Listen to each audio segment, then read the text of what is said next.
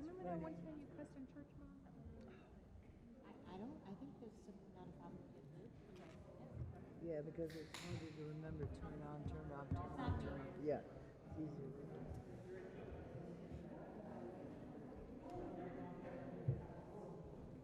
I get called Marsha like every day.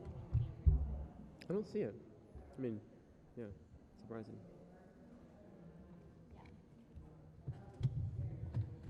I don't either, but this is like the third time just today.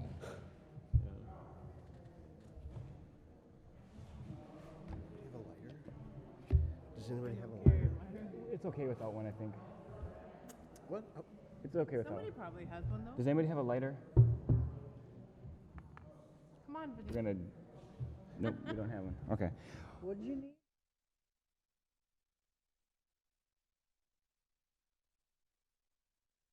September meeting. My name is Lakian. I'm one of the co-chairs of PCCEP. Really excited to have two new members joining us tonight, Elliot Young and Amy Anderson. If you all both just want to introduce yourselves and say a couple words, that would be wonderful.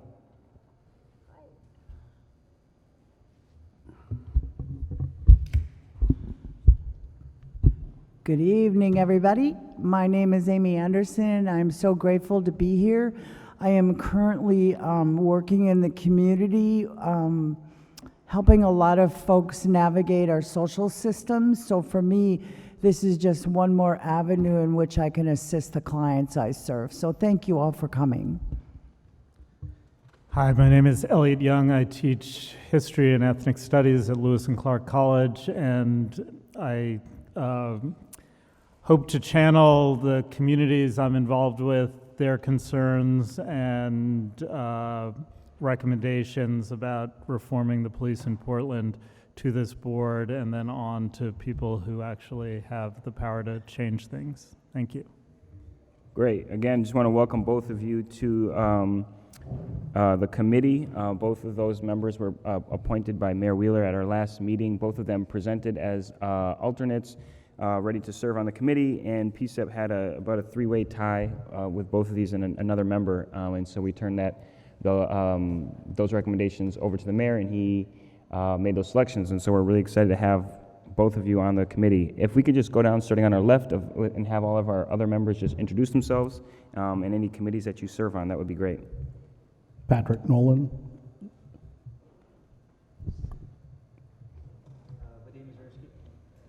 Thank you. Vadim Mazursky, and I'm on the Settlement and Agreement Policy Committee. Good evening, Marcia Perez, and I'm on the Race, Ethnic, and Other Subcommittee. Britton Masbach, and I'm on the Youth Subcommittee.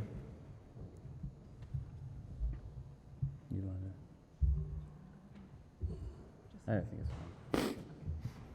Yolanda Sagiro, Youth Subcommittee. Sam Sachs, Chair of the Race, Ethnicity, and Other Subcommittee. Great, and we just want to thank everyone else for being here. I know there's a lot of different community organizations here. We have PPB, the AMAC, I see Cop Watch is in here. Any other organizations that are present that would like to make public? Disability Rights. League of Women Voters. Say it again. Independent Police Review, IPR, yep. Great, thank all of you and just all of our community members as well. We're going to start with the tradition that we started last meeting, which is a moment of silence, and I'm going to turn it over to Sam Sachs to walk us through this tradition.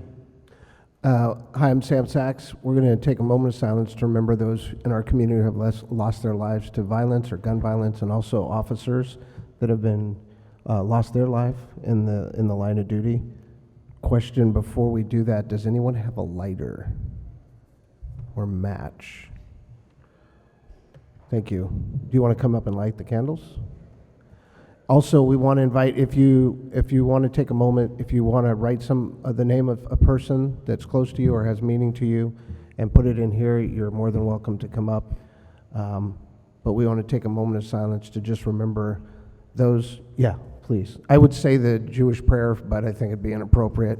I usually say a prayer when we light these, but I'll save that for Rosh Hashanah. But we want to take a moment to just remember those in our community that have lost their lives, and whether they're officers or community members, violence or gun violence. So if you have somebody that you know of or is close to you, or somebody that in our community, just take a moment to think about them, and we'll take a moment of silence. Thank you.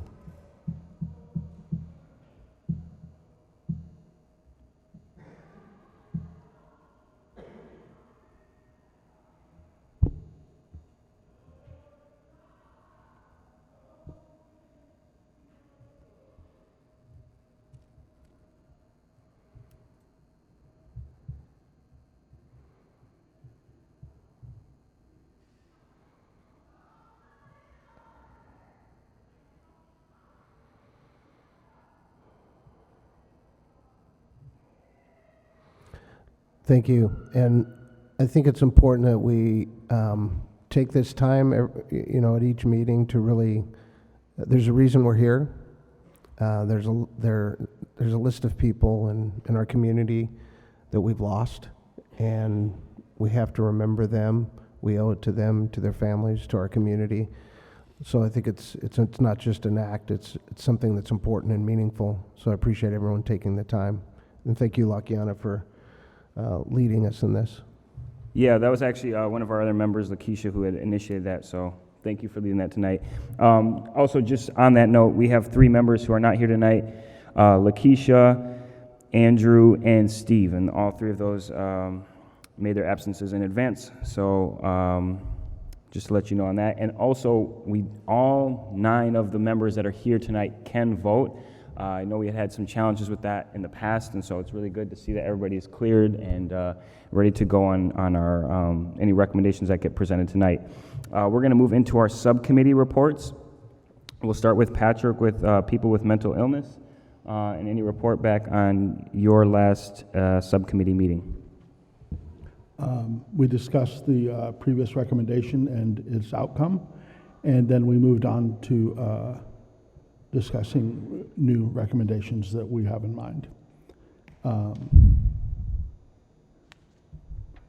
And I can't remember the name of the guest we had besides Dr. Eisen, but we had a couple guests as well as some other community members.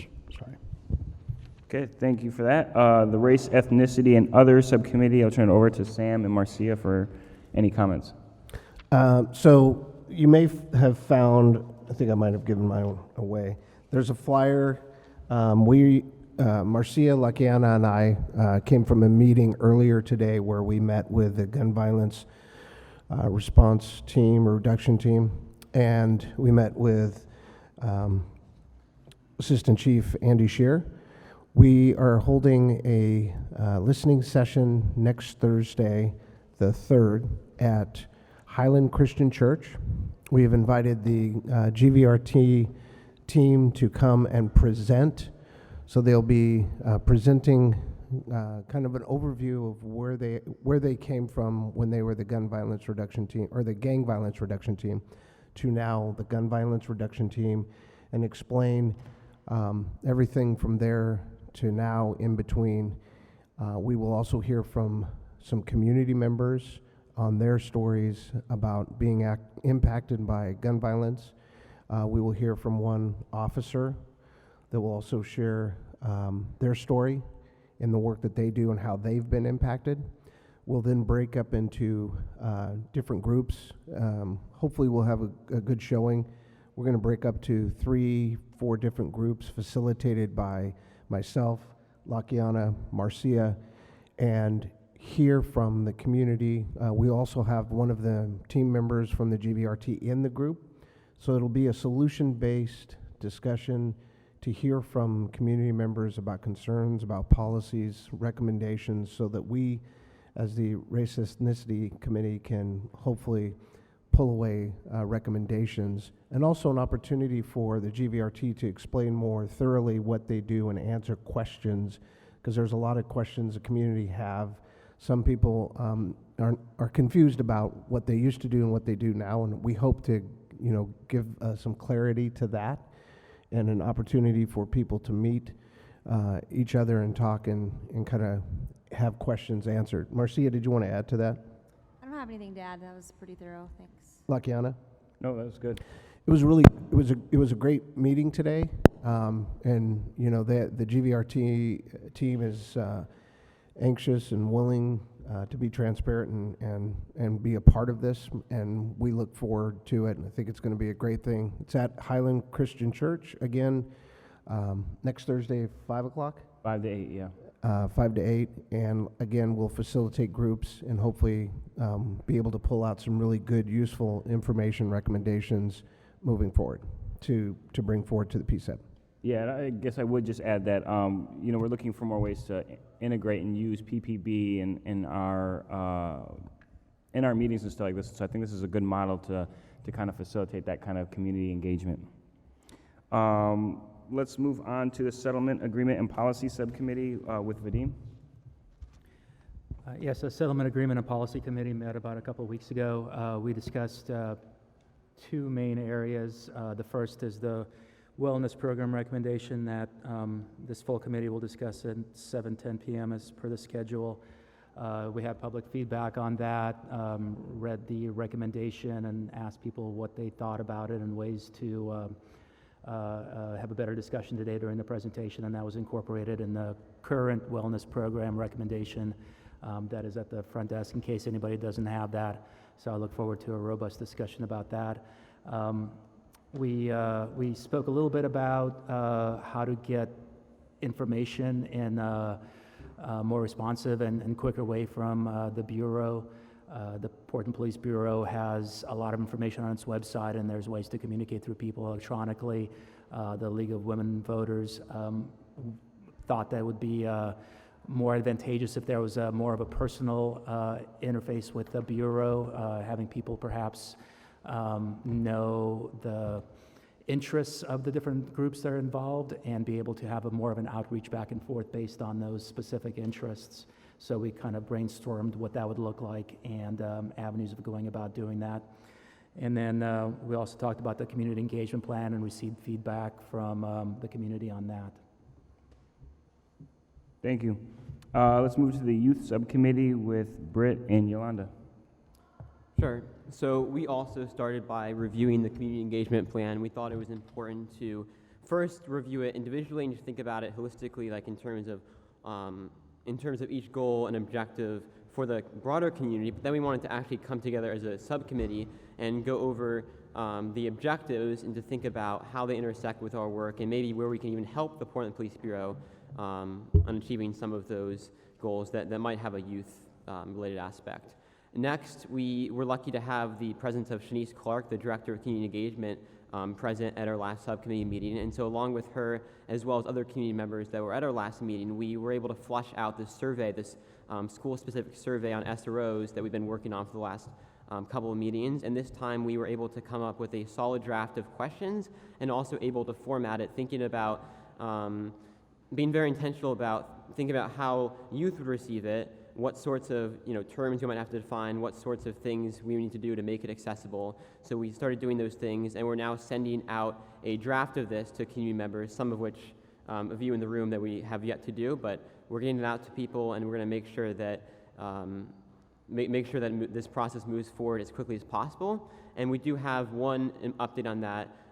Through the help of Shanice, we were able to get the full support of the Portland Public Schools to find a place for this in the fall's curriculum so that it gets in front of every student in the Portland Public School high school system. And could you just clarify who Shanice Clark is in her organization? Yeah, she's the Director of Community Engagement, I think is her title at Portland Public Schools. Thank you. Anything you want to add, Yolanda? No, thank you, Brett. And then finally, the steering committee, a report back on that. We discussed recommending alternates. As I had mentioned before, we had a challenge presenting a clear recommendation on alternates to the mayor. And Nicole Grant had reiterated that the position that she would prefer that that PCEP make those recommendations. In this case, the mayor did, but as we're seeing who's attending meetings and who's participating since their initial interview with the mayor, it would be beneficial for PCEP to choose those members and also to just, keep remaining that autonomy. So just clarifying that, looking at the voting process and thinking about changes to the bylaws in concern to making sure that we have enough people present to pass recommendations, which I think will be alleviated now that we've filled all but our youth position, which is the only one that's still open. In regards to that process, there was like 3 or 4 names of youth that were suggested, but they would like to open the process up and have like some sort of campaign to make sure that all students in the area and youth that fit under that title are able to apply. So we're going to be filling that position soon. And then the final thing we did was plan out the September meeting, which we're at right now, and looking at turning it into a work session, which we'll talk more about later. We are going to switch gears to our PPB Community Engagement Plan, and I'm going to invite up Acting Captain Lavelle and Officer Huntsberger with the Community Engagement Unit, I want to say it is, to talk about the Community Engagement Plan, which, as our subcommittee just reported, each committee had a chance to look and make recommendations on that plan. So I'll invite both of them up, and we'll be looking at the screen over here for some of those recommendations, and then have a chance for community feedback on that.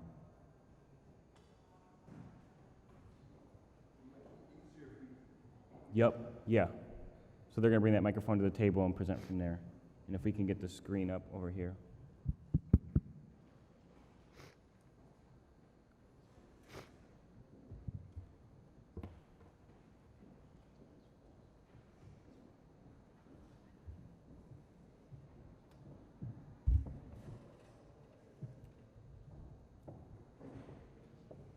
And as we're getting ready for that, just a reminder, so we'll have them present, and then we'll give an opportunity for community feedback on that.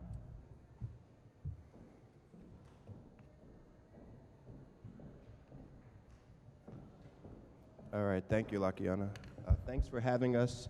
I'll introduce myself and who's at the table with me today.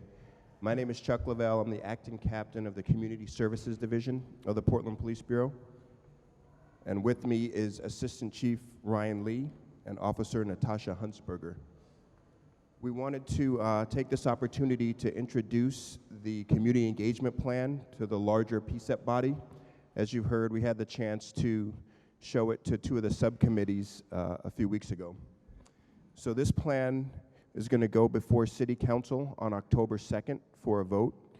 At that time, there will be another opportunity for public comment. So the plan, I think there's some copies at the table too if anyone wants to look at it or can't see the screen too. So this is our formal community engagement plan. It's kind of broken down into 4 separate categories: public involvement, communications, access, and training. So a lot of the input for this plan was taken from our strategic plan initiative. We did a lot of community outreach in the process of putting together our strategic plan, and we used that input to build this strategic plan. We also came to PCEP in March. Officer Huntsberger and Chief Outlaw presented, and there's some input from PCEP too that's included in the plan, to include the Truth and Reconciliation program, which we are going to explore in conjunction with the Mayor's Office, City Council, and our relative bureaus within the city. So it's basically outlined with a goal on the far left-hand side, and that's kind of the overarching goal of what we're trying to achieve. Then to the right of that is an action item. We wanted to have something that was tangible, that we could measure in a small bite. So there's projected outcomes and then a due date. A lot of the due dates are kind of a year out. we wanted to have a time frame that we could measure against. Some of these items are going to take longer, but the action item has a due date, which will keep us kind of on course for achieving that particular item. And then finally, on the far right is who within the Police Bureau that piece of work is assigned to.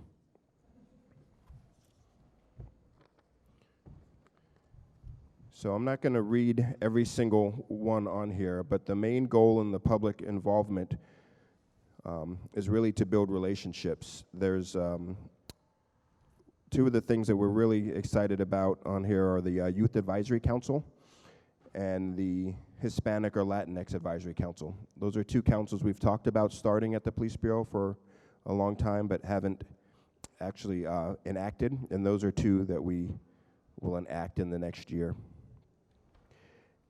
And then the last one on the first page is an all-inclusive advisory council. We have several advisory councils within the Police Bureau, and I think it's beneficial for us to have a person from each advisory council on a council together so they can report back on what's working with each individual council and kind of have a better feedback and transparency amongst the councils. And then on the second page, under the communication heading, a lot of those are designed to kind of demystify the processes within the Police Bureau. There's been a lot around just the information we put out, how do we reach different communities. We've typically used social media and things of that nature, but there are a lot of people that don't have access to social media, or that's not their primary method for getting information. So how do we best do outreach? How do we make people aware of the things that we currently have on our website and in different areas and give them access to those? And then the next heading on the second page is access. And a lot of that is around limited English proficiency communities and developing a pool of officers who can serve as translators and push out information. We're looking at doing a program next month that's about community active shooter safety, and we want to have a cadre of officers too who can go out and teach that in different languages. So that's one of the things we're working on under access. And then the last but not least is training. And there's 3 goals under training, and a lot of it is to just develop a more knowledgeable workforce.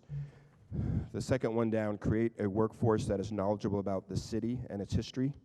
A lot of the feedback we got was, we get officers from out of state who might not know the history of Portland, and there's some specific things that it's beneficial to know if you're working in Portland as a city, but especially different neighborhoods in Portland. So we reached out to some community partners, and we've started already doing we call them kind of walk-arounds with prospective applicants. We do one in Old Town with people who are applying with the Police Bureau, take them around to service providers, kind of show them the environment. And recently, our personnel division had Dr. Steve Holt meet with a group of prospective applicants and take them for a walk down MLK, talk about the neighborhood, gentrification and issues facing some of the neighborhoods in inner Northeast. So that's something we're really excited about building, and that's in the plan also. And then on the very back is an Appendix A, and this just lists some of the events that we do now. And it's a pretty robust list. We still have a staffing challenge to some degree, so we'd like to do as much as we can. There's some things that unfortunately it's more difficult to do with the staffing that we have and the amount of time or free time officers have or don't have during calls. But these are kind of a list of different things that we do currently. And I'll see if Officer Huntsberger has anything she wants to add. Good evening, everyone. Want to thank you. Haven't seen you since March 26 when Chief Outlaw and I presented, and I would like to acknowledge and thank you for your hard work since March all the way up to September 11. And I understand I wasn't part of your discussions and work groups, but I believe this hard work in the past so many months resulted in your guidance and assistance in shaping and reformatting our proposed community engagement plan. And I would like to acknowledge that we appreciated your input on or your suggestions to change the mission statement for Office of Community Engagement, which we have adopted and hopefully tailored to your expectations and your needs. And we want to thank you for guiding us how to better reassess our process to demystify our policies and be more easier access to our operations and policy and procedures by various community members, because we truly believe that these core partnerships have communication and educational loop. We believe this is a two-way learning process and empowerment for the main goal, which is to really build and enhance community resiliency. So thank you for your time. We really appreciate it. All right, I don't want to take up too much time. That's the plan in a nutshell. We're really excited to hear feedback that the community has about the plan, and I think that's all we've got. Great, thank you both for presenting. We'll now open this up to community feedback. You can just come up to the microphone if you could say your name, any organization that you're a part of. And just make sure to keep your comments to the report at hand and observe a 2-minute talking time per person. If there's time left over, then we'd love to hear back from any more comments. But we'll open that up right now.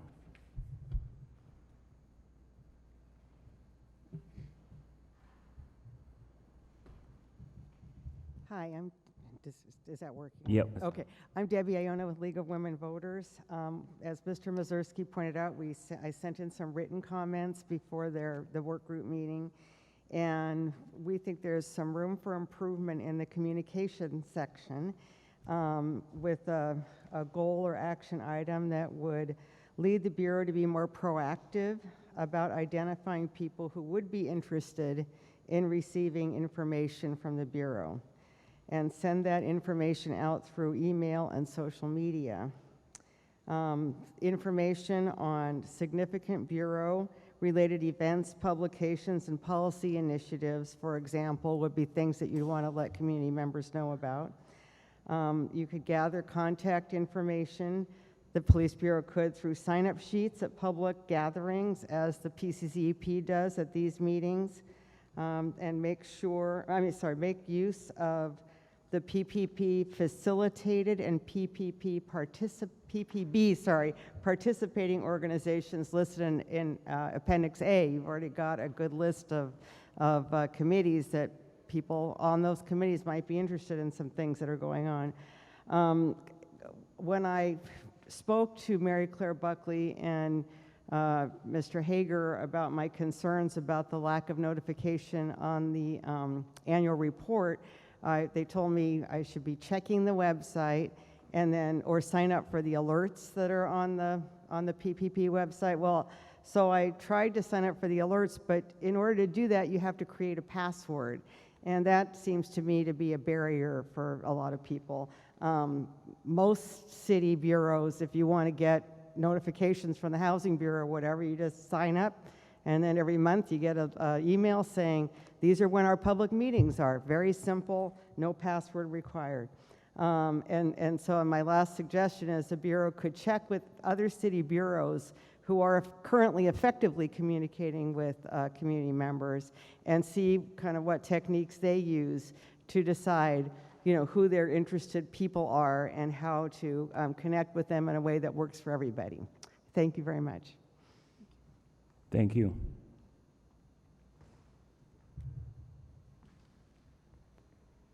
Hi, good evening. I'm Dan Handelman with Portland Cop Watch. Welcome to the new members. So I did a search for this document for the word accountability, and it didn't pop out. So I'm assuming that means the word accountability is not in this community engagement plan anywhere. I think that's an important part of any kind of community engagement. While it's true that your recommendation about a truth and reconciliation program made it in here, this is exactly what it says. Actively engage with the mayor and city council, relevant bureaus, as well as other civic leaders to develop a work group to explore the creation of a truth and reconciliation program. So it's like 3 layers away from doing truth and reconciliation. But moreover, there's no discussion. I mean, it says the reason to do this is collective healing in order to move forward in building trusting relationships. And the Truth and Reconciliation Program in South Africa happened as apartheid was dismantled. So the problem is that the community is hurting because of abuses at the hands of the police, abuses of their power, racial profiling, shootings, excessive force, and other things that we've been talking about for many years in various communities in this city. So unless those things stop, you really can't have the truth and reconciliation. I don't see any promise in here to stop abusing the community as part of the community engagement. And that's got to be step one before we reconcile and have trust. I would add that on that same note, having the gun violence reduction team speaking on a panel where the other community members on it are people who are concerned about gun violence, and no community members on the panel who are concerned about being racially profiled by the gun violence reduction team or the inappropriate behaviors that they engage in, you're already tilting the boat in favor of one point of view. So you really should think about adding somebody who has concerns about the gun violence reduction team to make it a truly balanced panel. In terms of creating a quote-unquote Hispanic advisory council, I think I mentioned this to this group before, the Latino advisory body that was advising the police back in the early 2000s disbanded after the officers who shot Jose Mejia Pote got medals for their bravery, alleged. He was inside a mental hospital. He had epilepsy. He did not even have mental health problems. He didn't speak English. He was a Mexican native. And that just broke the trust of that community. And again, there's been no truth and reconciliation around that. So I don't know how you can really revive that advisory group without having that discussion. What is it? That happened, well, the medals came out in 2002. It's 17 years later. I'm glad Ms. Iona addressed the idea of not just signing up for the Bureau's alerts, because some people don't want to get, there's a neighborhood problem over here or whatever. We just want to find out when there's going to be a presentation about the annual report. Now, I understand there was some, problems with the staff of PCCEP getting the information about the annual report, but we just heard here for the first time publicly that the annual report, actually they didn't even mention the annual report, but that the community engagement plan is going to be presented. I happen to know it's also going to have the annual report on October 2, which is a week from tomorrow. That gives us 8 days to tell the community to come to this hearing. That's not enough lead time, okay? We need 2 or 3 weeks to get the word out to the community so that they know they can put it on their calendar, make time, especially when it's in the middle of the day like that. So these are things that, I think I used the term at the last meeting. I don't think the Bureau is really interested in community engagement because they don't think about those things still after all these years about having these discussions. And then, if I might, two other things about this packet of information and what was said. There's going to be training about the history of the communities and the neighborhoods, and MLK was mentioned. Is part of that history going to be the possum incident, where the officers threw dead possums on the porch of a black-owned business in the 1980s? Because that's a deep scar that runs through the community still today, even though it was 40 years ago. I'm hoping that's going to be part of understanding what Portland's about for the new officers coming in. And lastly, there's a group in here that maybe I'd heard about before called Friends of Keaton Otis, starting by Keaton Otis' mother, about getting resources to people who have mental health problems. But Keaton Otis isn't dead because he had mental health problems. Keaton Otis is dead because Portland police shot him 32 times, or 24. 8 of the bullets missed him. There's another group called Justice for Keaton Otis, has a monthly vigil every month to remember him. That group's not on this list because I don't think the Bureau wants to have that discussion. Thank you. Thank you for your comments, Dan. We do.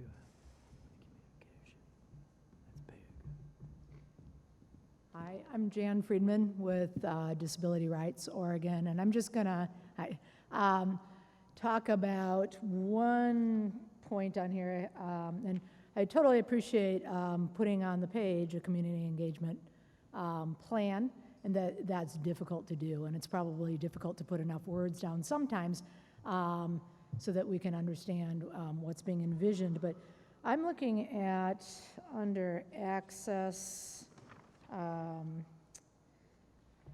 develop a strategy for ADA needs. And I'm thinking that this likely has to do with reasonable accommodations for people with disabilities and convening an internal work group to review current practices and make recommendations.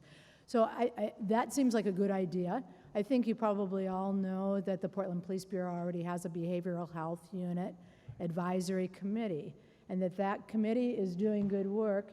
One thing it's not doing well on, it's falling very short on, is that it only puts up the minutes and the agenda, and the public is not privy to what's going on otherwise. They're not able to engage, they're not able to see what's happening, they're not able to be part of the process, they're not able to be part of the decisions, their input is not considered at all. Disability Rights Oregon's been part of that Behavioral Health Unit Advisory Committee, a member since its inception. I think it's a well thought out group, but that is a huge downfall, and we've been pushing for Oregon Public Meetings Law to be applied to this group, because the essence of the settlement agreement and a huge aspect of it is that we need to have more trust between the community and the police, and to have the group that's directly related to the aggrieved party, according to the US DOJ, people with mental health issues, not included, not able to show up. I know there's a notion that the members carry behind them all the people in Portland and all their ideas, but we know that's not realistic. In any community, it's not realistic. I think in a community of people with mental health condition, particularly not realistic. We have lots of different ideas.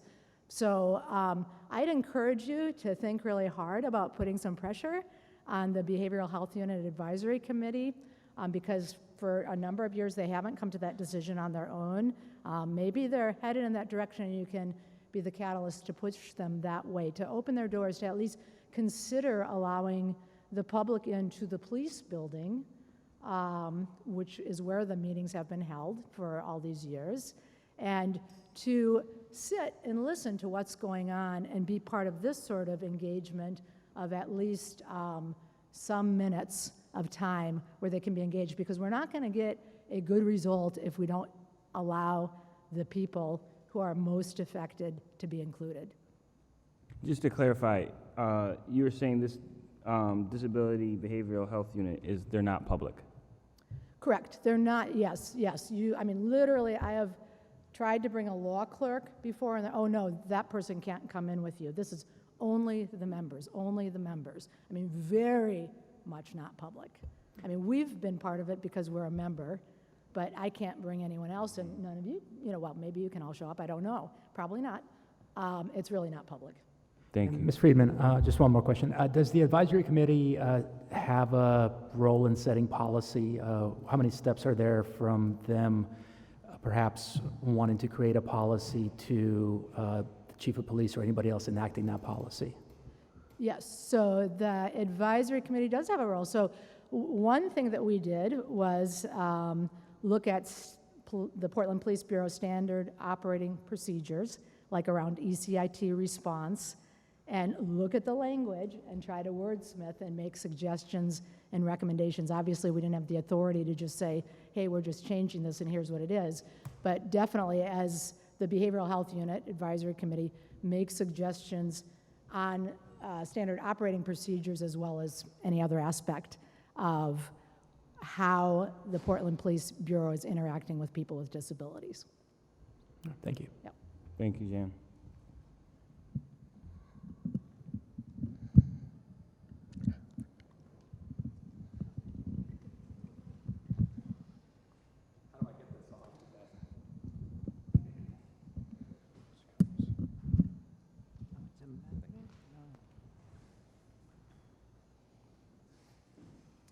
Hi there, this is Philip. I just wanted to give you a few things. First, I wanted to emphasize the fact that PCCEP recognizes that people are missing or lost due to gun violence. I want to emphasize that. People's lives were stolen from the police. They were killed. It's not just gun violence, it's police brutality.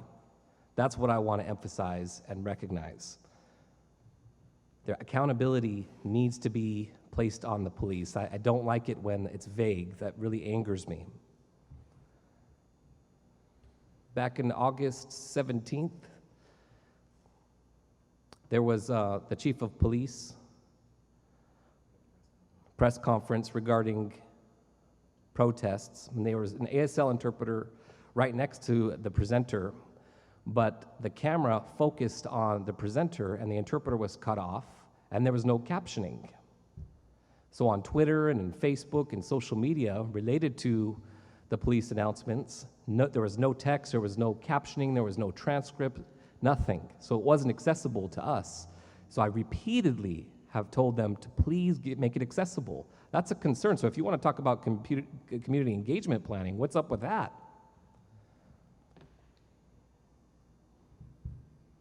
And then I showed up, what was it?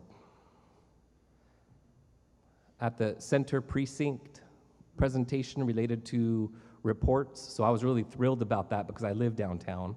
That's my home. So I wanted to show up and learn more about what reports are there, what feedback I could give, and really be engaged, but there was no interpreter that showed up. So I asked the presenter, who was a police officer, I said, what happened to the interpreter? And they said, well, you can read this piece of paper, right? And I said, excuse me, that's not the point. I want to be involved in questions. I want to engage with the others that are there, engage with the police. And they just pointed at the piece of paper.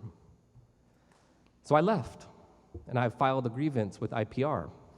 And then they sent me something in the mail a couple days ago, and the letter said that we reviewed the policy and we didn't see that we did anything wrong. And so I'm wondering if it was all right for the police to violate the ADA law, then, so they're not able to apply that to the policy. But I think that that's a state law, it's a federal law, Americans with Disabilities Act. Even if it's not under their policy, you have to follow the ADA, period. Just because they said it's not in our policy. In other words, they could violate the ADA. So it's very concerning to me. And now looking back, I understand why the deaf community is not involved, because they already know. They've tried to fight for this. They've tried to fight for accessibility. They've tried to call out different representatives and see change, and there hasn't been a change. And that's why, since I've been doing this, a lot of the deaf are not even involved. They say, see, they don't provide access. I say, but there are interpreters sometimes. They say, no. And I look around, there's no other deaf here in the room. When I show up at these different PCCEP events, different meetings, at the police events, I notice that people from downtown, the city, shows up, but there's no community members. I'm looking around the room right now, and that's a concern. I know you want to check off all the boxes and say, hey, we're doing all the community engagement, but I still feel like, where's the community? Where's the tangibility to see that there's transparency, to see that there's definite improvement? Where is the action? I don't see a lot of action thus far. And lastly,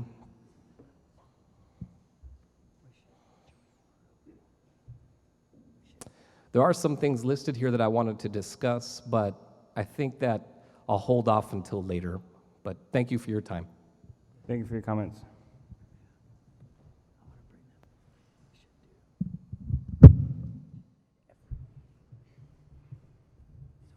Any other community comments on the community engagement plan that was just presented?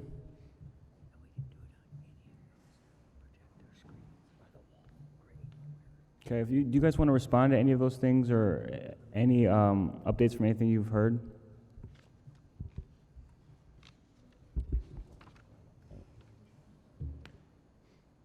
Yeah, and then we're going to hear from some PCCEP members who have some comments as well.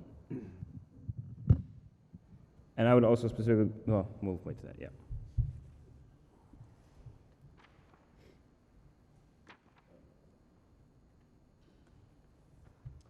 Well, first and foremost, we do appreciate the feedback. A lot of these issues are things that we've thought about or talked about or are currently working on.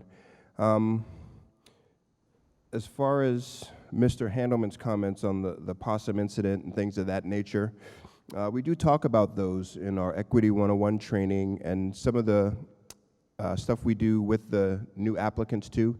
It does talk about those issues. Those are important for officers to know.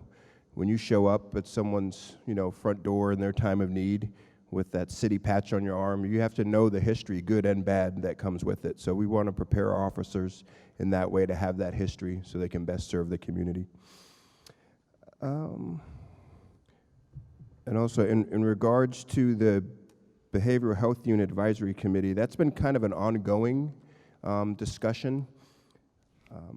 I believe there was a presentation made or a request made to that committee to have those meetings public, and they are currently preparing a response to that request. So that's kind of ongoing at this time. And the access, I would agree, there's been times on the access part where we had things to go out and we put them out in a certain format and people didn't receive them. At the end of the day, we want people to have access to the information we're putting out, and we want people invited to events where they can have comments and things of that nature. So as far as the communication piece and the access, it's really designed to do just that, look at ways to best give people access, and whether that's emailing groups who are specifically interested in stuff, giving more lead time, that's something we're definitely interested in doing. Anything you want to add? Thank you. I've been actually working closely with our strategic communication team, because we are aware and we have identified and agree with you that there is always room for improvement. How do we message important content?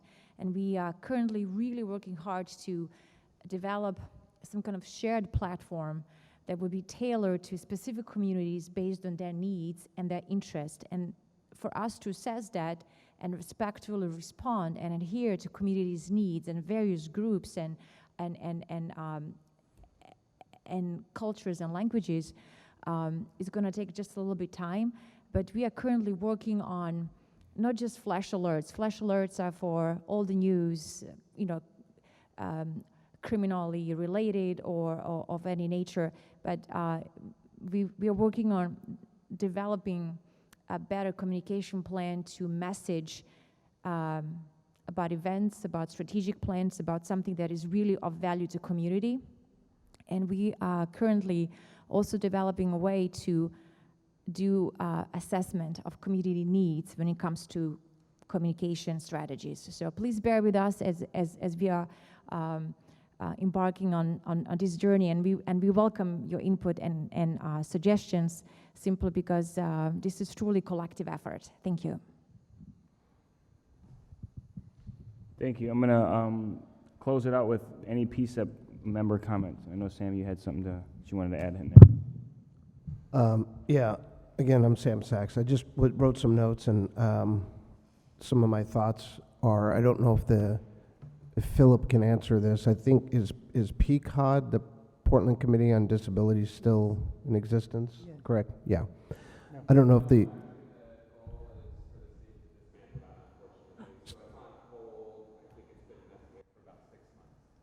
So the Portland Committee on Disability is no longer... Okay.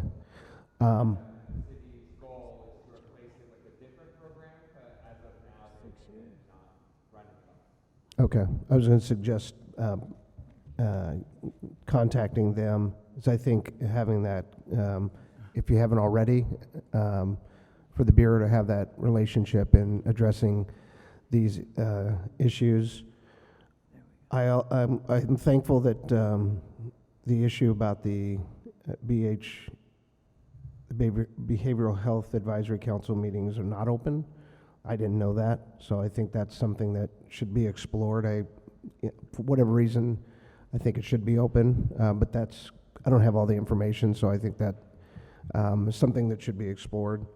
I also wanted to offer that for those in the Bureau, this city has probably the foremost expert on Black history and racism in our city, and Dr. Daryl Milner from Portland State University. So if you're not already in contact with him, he's a great resource to talk to and teach those classes, and really the history of Portland racism and what Black people have been through in this community.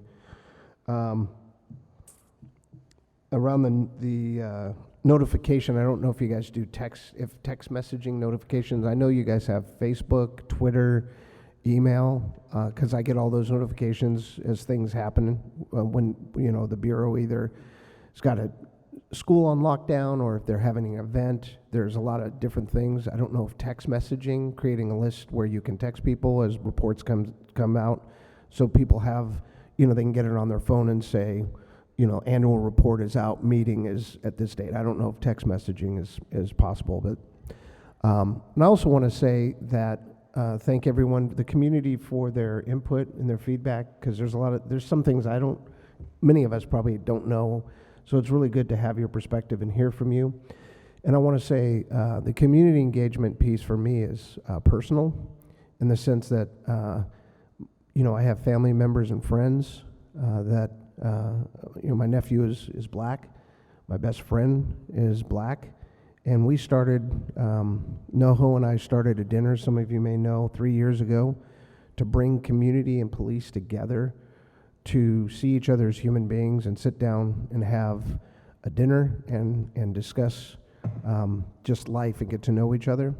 And the Portland Police have been involved and fully committed to not only that, but many other things in our community to try to break down barriers, to be transparent. And I appreciate that, not only as a PCCEP member, but as a community member, because what we started was, the reason we started Breaking Bread was the hope to prevent more violence in our community. And I just want to thank you for your commitment and your openness to continue to try to strive to do better. And thank you for that. That's all I have. Thank you, Sam. We'll go with Elliot, and then we'll go back over here to Amy. Was that you, I'm Patrick? sorry, go ahead. Was that you, Elliot, that had a question? Okay, yeah, we'll go Elliot, Amy, and then Patrick. Okay. Yeah, so I have a concern. Part of it's sort of the language of a lot of this that Dan alluded to, which seems like there are lots of words about we're going to start to investigate something that we will then create a task force for. So for instance, you look at identify partners and structure for Hispanic Latinx Advisory Council. The action date is a year from now. So does it take 1 year to identify partners and a structure? That seems to be, if this is something we really want to do, there should be some urgency around that, and a council should be established within the matter of months, not a year timeline for identifying partners.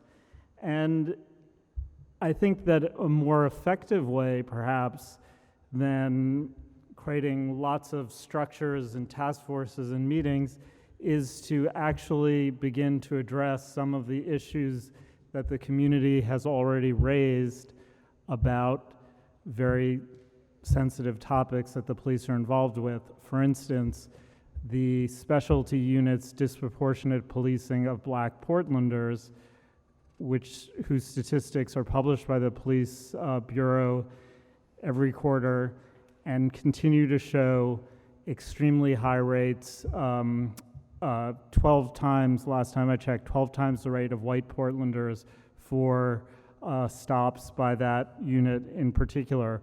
Or the Oregonian report from last year that said that more than half of the people who were arrested were houseless. The mayor promised an investigation. I have to this date not heard an explanation of why those numbers are so high. If those numbers are wrong, explain why they're wrong. And thirdly, how is the Police Bureau actually going to address this extreme targeting of the most vulnerable members of our community? I think that's how you get community engagement, by actually engaging in the issues that the community has raised. Excellent points, Elliot. I'm going to defer to Patrick and then back to Amy. Thank you, Amy. I can't remember your name, the person from Disability Rights Oregon. Thank you very much for bringing up the behavioral health unit. Behavioral health covers a wide swath, and behavioral health unit has a long history of covering that particular area. They would cover people like me with a mental illness. I find it interesting that the PBB does not facilitate a group council with around mental illness unless you count the behavioral health unit, at which point nobody can go to it. All the other groups that they facilitate you can go to. Maybe the behavioral health unit needs to really look at what they're doing and how they're doing it and wonder if they are part of a solution to something or whether they're part of a problem if they're going to keep secrets. Thank you, Patrick. Amy? What I'd like to speak to tonight is I feel it's really important that PCCEP get on board with installing machines that allow people to type the words up on the screen, because I have to say, our dear friend Philip over there was just so much of an advocate. He got city council to use closed caption and screen readers, and has been developing the awareness that all of our community may not want to stand up and say I'm deaf or I can't hear well, but I think in all fairness and honesty, we need to be better representatives of the disability community in general. And I want to advocate that we look into bringing machines that do the interpreting and the technology so that everyone can hear and listen, because it's not very expensive, and then everyone can participate. The other question I have is, was the Behavioral Health Advisory Committee put together to kind of oversee the internals of the behavioral health unit at first? Was that kind of the reason for their development? Was it more of like an in-house advisory committee over the workings of the unit, or was this designed for the public to begin with?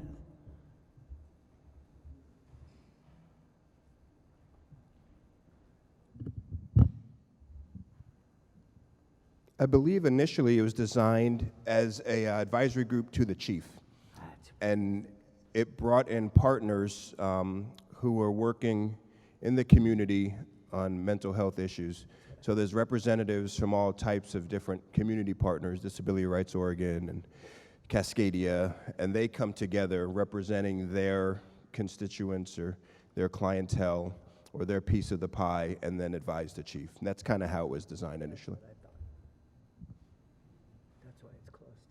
Perfect. Thank you for that response. Yep, we do. If folks, yep, we have about 15 minutes, so go ahead, come on up to the stage. Really quickly, is there any more PCCEP members that had a comment? Yeah, I just want to reiterate what's been said several times today. The disability community is very large in Portland, anywhere from 17 to 20% of the population. Mental health certainly is part of that. If you take a look at the homeless population, it's much larger, 53% identify with mental health disabilities. And the more openness we can have in the city, the better it would be for everyone involved. The more we can get people with disabilities involved in the decision-making process, the better it is. As Philip pointed out, the Portland Commission on Disability has been shut down for about a year now, not 6 months, a full year, while in the meantime there's no voice here.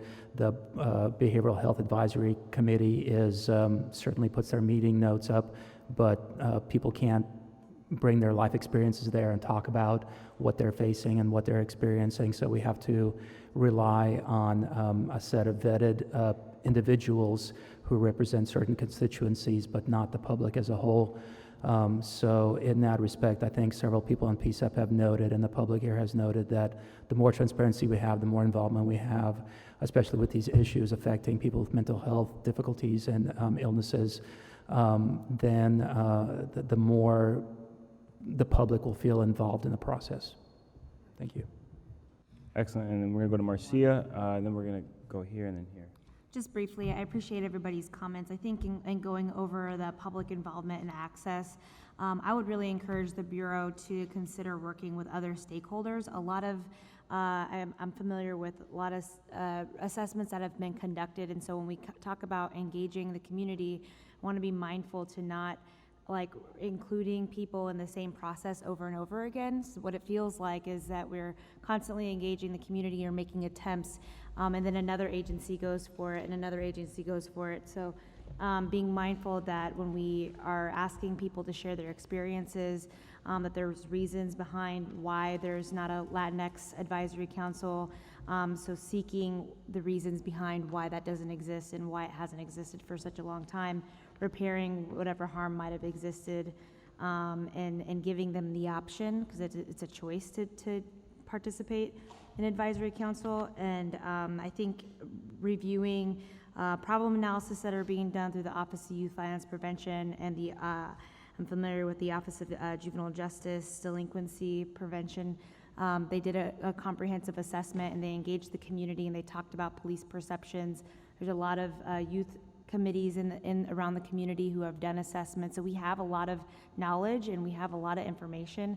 I don't know that we're coordinating effectively with other stakeholders to use that and kind of stop talking about it and do it. And so I would just encourage the outreach to other stakeholders and be coordinated in how we do that. Great. Any other PCCEP members before we turn back over to public comment? Okay, we're going to go here, and then we'll hear back from Jan. Hello, everyone. My name is Emery Mort. I am going to focus my feedback on this communications section, which is on the second page. And thanks for everyone for all of your either work on this or your focus tonight to pay attention to all this feedback. We're far along in that process.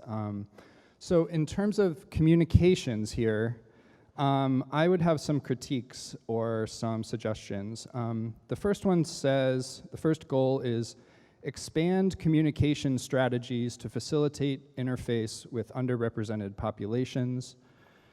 The second one says improve public awareness of the current communication strategies.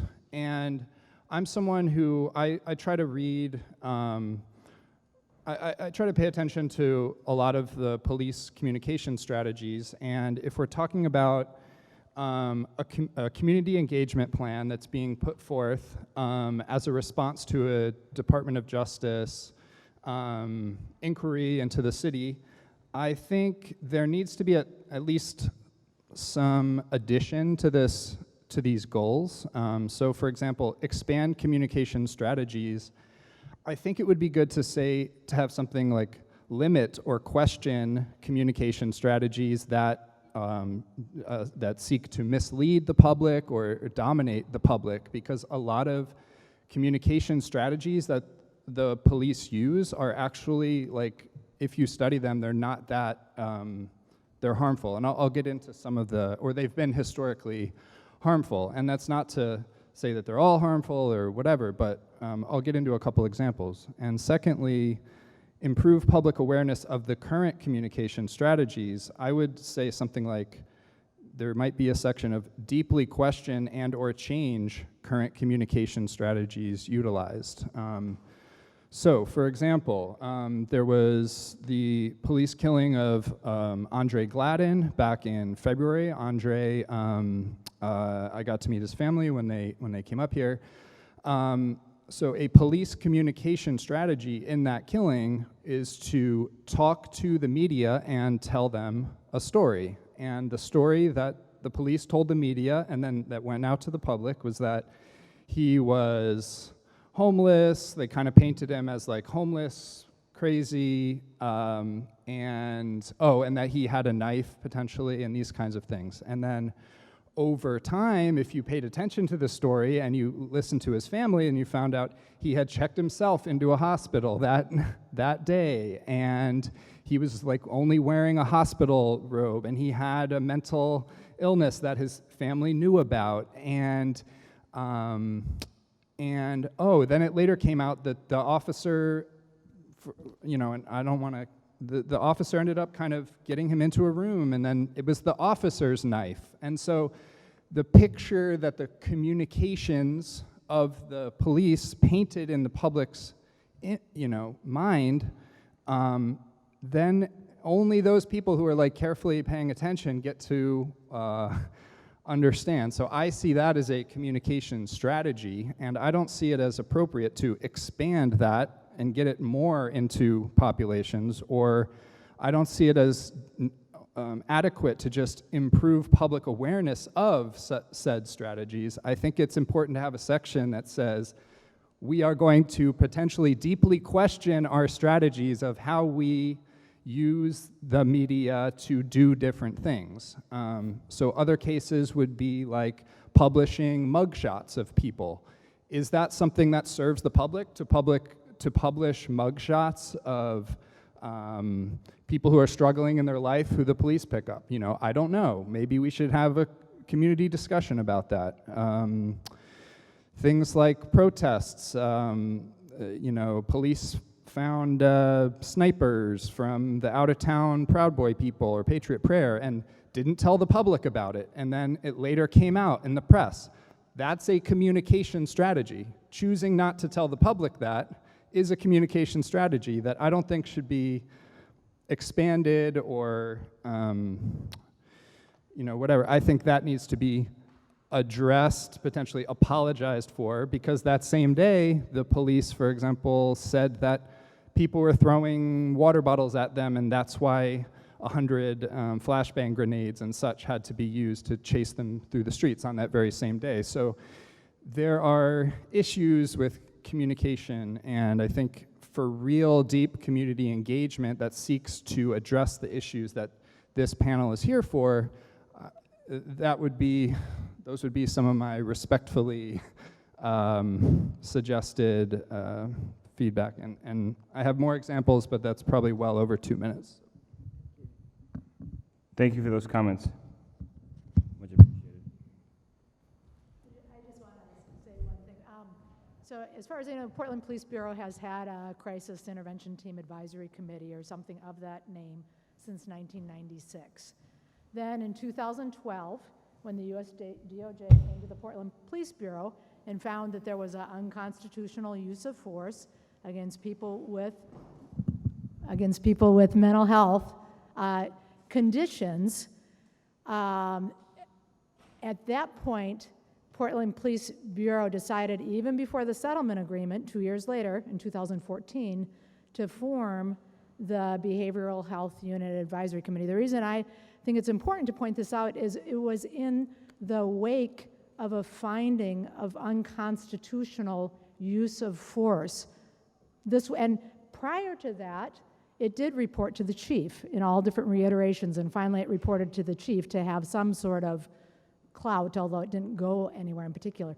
But really, because it's out of that settlement agreement where there's a known breach of trust between the community and the police, and it was one of the main things, aside from community engagement and the other things, but that was there for people with mental health issues in our community.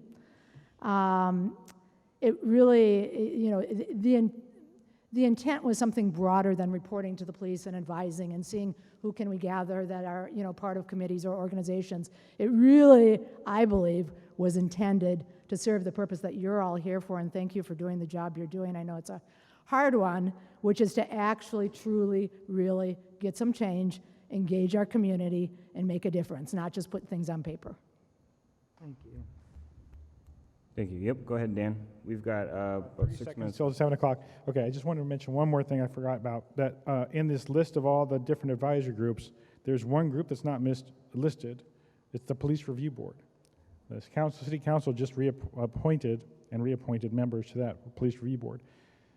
They only serve on that board one at a time because it's really a police body where there's one civilian and sometimes one CRC member that sits on that board.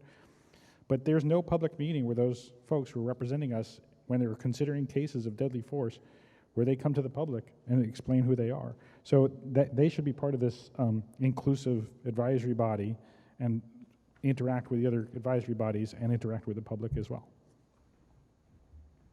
Thank you. Any further comments, PCCEP members, community members, police? Okay, I just really want to thank everybody for the discussion. I think that was one of the better ones that we've had and really allowed for everybody to gain that feedback. I hope the Police Bureau was able to take some things away. Again, the public presentation of it is on October 2nd at what time? 2 p.m. Okay, thank you. So we'll follow up with that. We are going to take a 10-minute break. We'll be back at 7:05. Oh no, 7:10 to start our next part of the meeting. Thank you.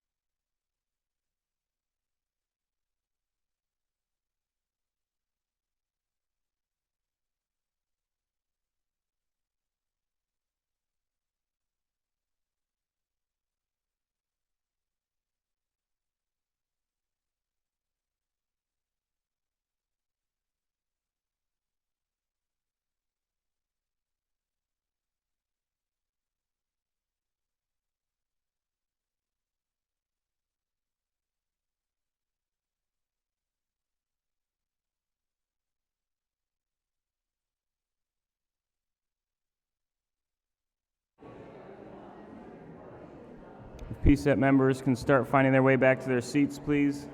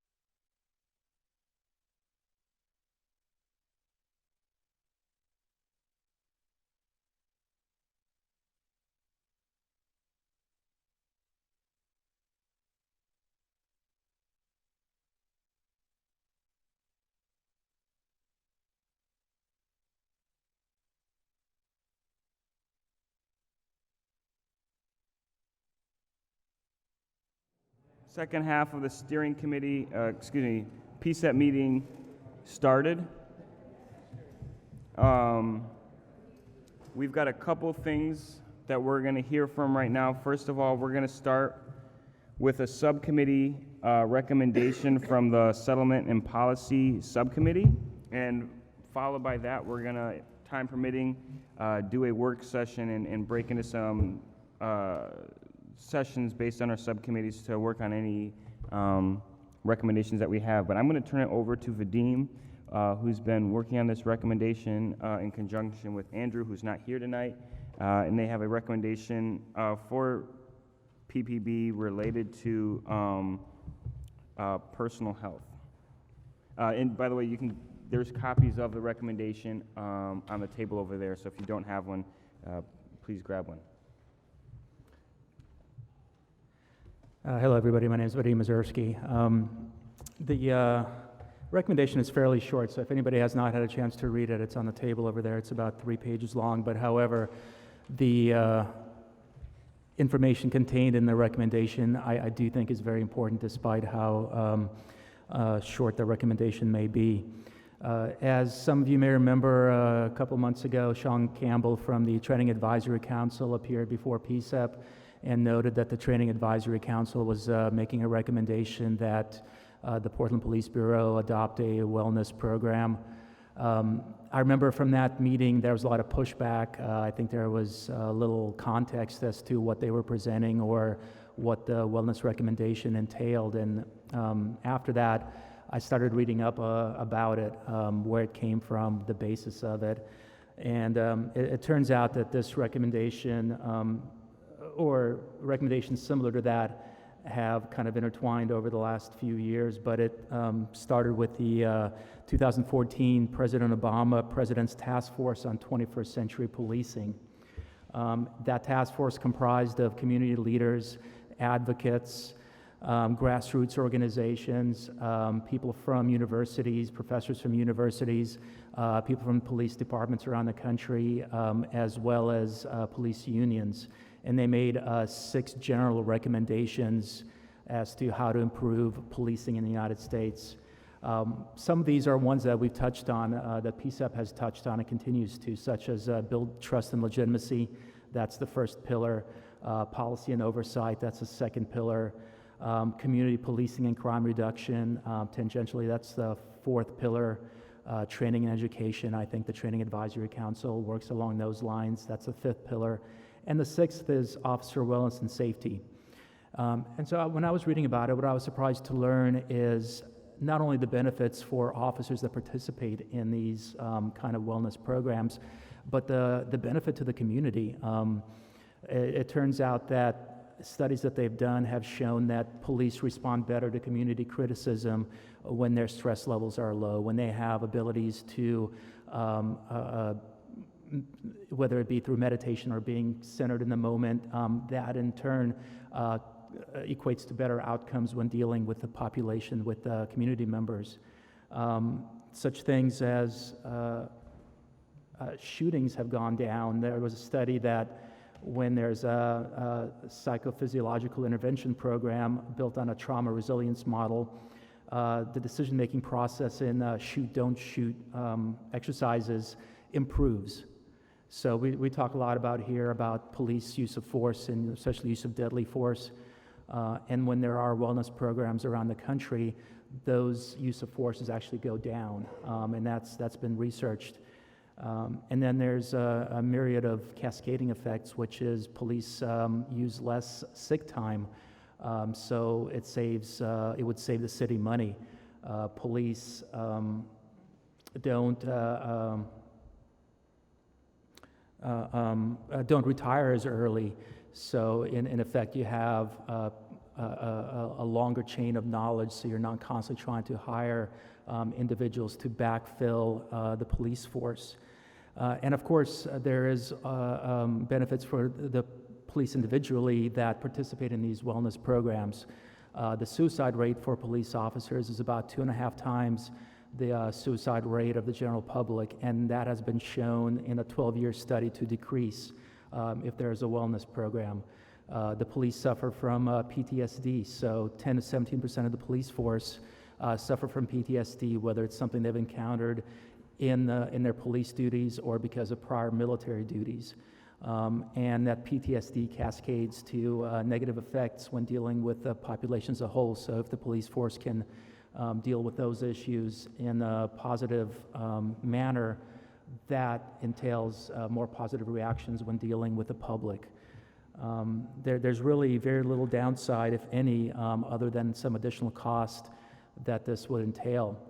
So, and from what I've read from the studies and from the adopted recommendations by the President Obama, there's a lot of benefits to offset these costs and cost savings down the road, which I think generally pays for the cost of the training itself.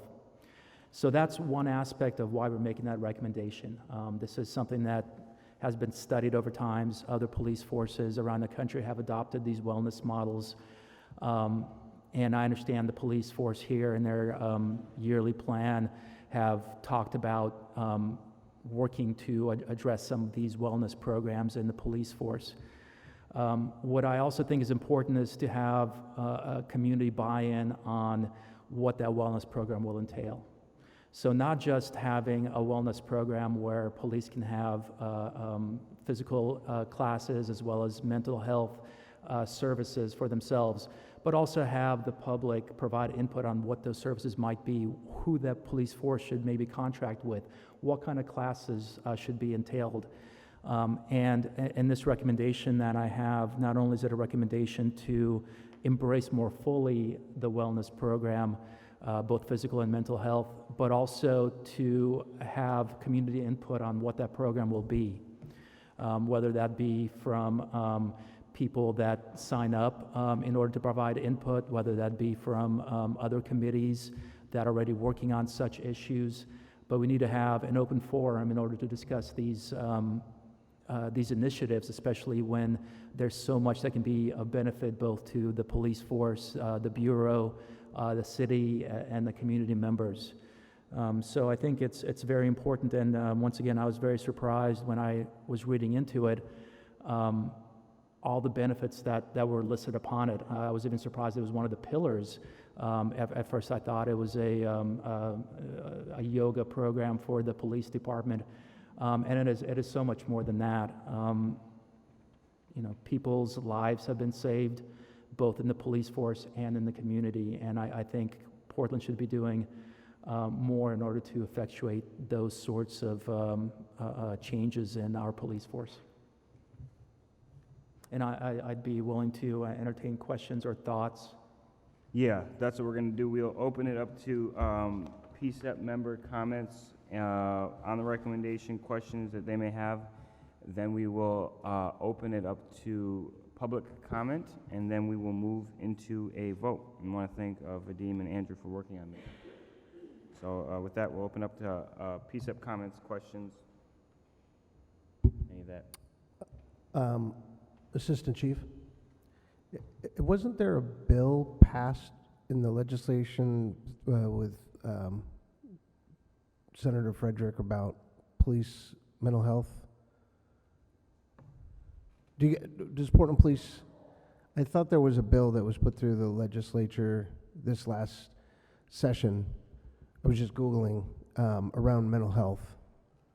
Does that ring a bell to anybody?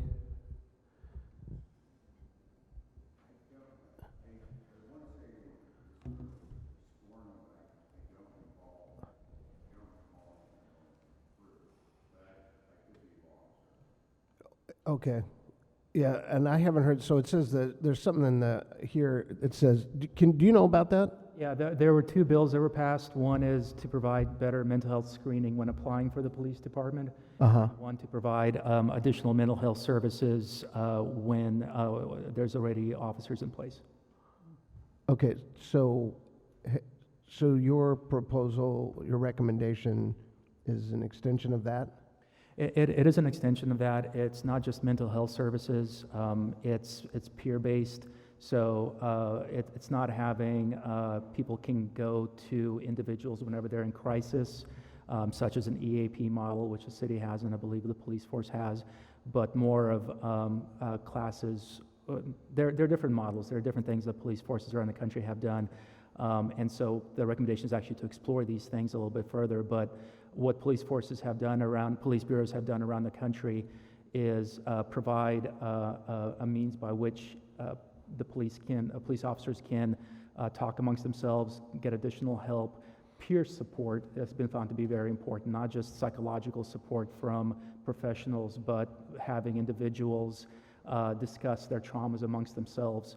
But also physical fitness.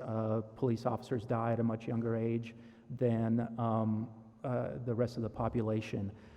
Stress is certainly part of that. Eating habits are part of that. Shift work is can be very detrimental to the officers' wellness.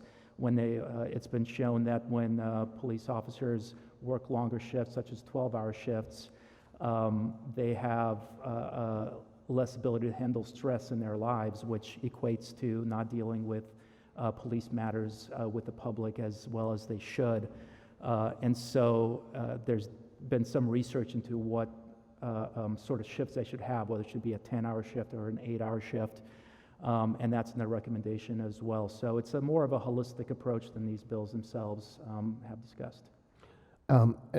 Forgive me for the reason you probably haven't heard is because the bill was passed in this legislative session, but it doesn't become law until 2020. Okay. Correct? I'm not sure. Yeah. So, so I think it's great. My only thing, so I think the bills that were passed require, once somebody's hired, that to provide mental health services to them if they need it. Correct. So one thing I would like to see with this moving forward, it's sometime in the, I think in the best case scenario for Portland Police, any law enforcement agency to have what is called a check-in, after 5-10 years, and not voluntarily, but for officers to have a check-in with a mental health advisor or psychologist that is non-disciplinary, because to see where they're at. Of course, that's a long ways down the road, but that would be my, and I don't know if you brought that up or if you've discussed that, but the job, like you said, I worked in jail for 7 years, and I can tell you, 7 years after I started, I was a different person than I was when I started. So I think it's important for people in public safety to have check-ins, not to hold them accountable necessarily or discipline them, but so that we can recognize if they need help or they need resources to continue to be the best that they can. So that's the only thing I would offer. And I appreciate that. That's a really good suggestion. We had a kind of a similar suggestion from the community about how do you check in on the progress of such wellness programs and the results, and that could certainly be part of it, which is follow up with the officers on a yearly basis, 5-year basis, at some point in time to see what's happening, if the program is helping, or how they're dealing with the mental difficulties of serving in the force. And so that was one of the reasons that the recommendation also entailed having the public involved in that planning process, so you'd have a yearly or an occasional check-in to see what's working, what's not working, and what the improvements hopefully are from time to time. Thank you. We'll go with Amy. Something that just came across my mind was when I was at the training center, I thought Lisbeth said that there was a new wellness program coming into the police force that folks were able to take advantage of. Is that correct? Is that how that worked? Okay. The other thing that came to my mind was I'm thinking about the communities I serve, and there are a few simple screening tools that can be used across the continuum.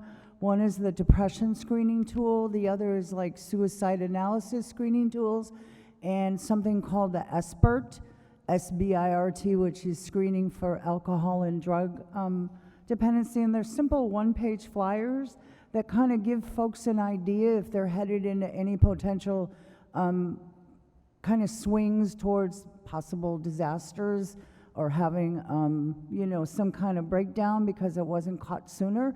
And with trauma being a huge player in all of this, I think it's really crucial to kind of analyze maybe a little more often for those that do the real hardcore work, like give them make sure everyone is screened and they're okay, because a lot of times it goes home to the families, and the families and children kind of suffer sometimes the different things, and those voices seldom make it back to the table. So I just kind of also think that the families of the officers are really important to me too, and we need to be looking at that as well as far as health goes. Is the family healthy, and is anyone suffering because of certain things that need to be worked out? So that's just kind of my idea, is to add a little more simple screenings and efforts into making sure that families are secure against any potential dangers. So. Yep, we'll go with Yolanda. I think I just wanted to comment on Vadim's comment earlier about the previous presentation. that presenter did kind of focus a little bit on yoga, and so I think that may have been a turnoff to the audience when you're asking for police officers to, to do yoga and for money to be spent on that. So I think with Vadim's information, more specifically about the effects of shift work, sleep disorders, and the overall stress of police officers, I think that's highlighted in a way to understand like it's, more cost effective. Thank you. Thank you for those comments. Other PCCEP members? We'll go, yep, Elliot? Yeah, I would just say that I think it would be great if police officers did yoga. I had a couple questions, and we'll go to Patrick, or you want to go first? I was just wondering, and I don't know if you could produce this, but a cost. How much are we looking at this? Have you looked at any comparable cities that have done this, and what that's costed in those cities? I don't have those figures before me.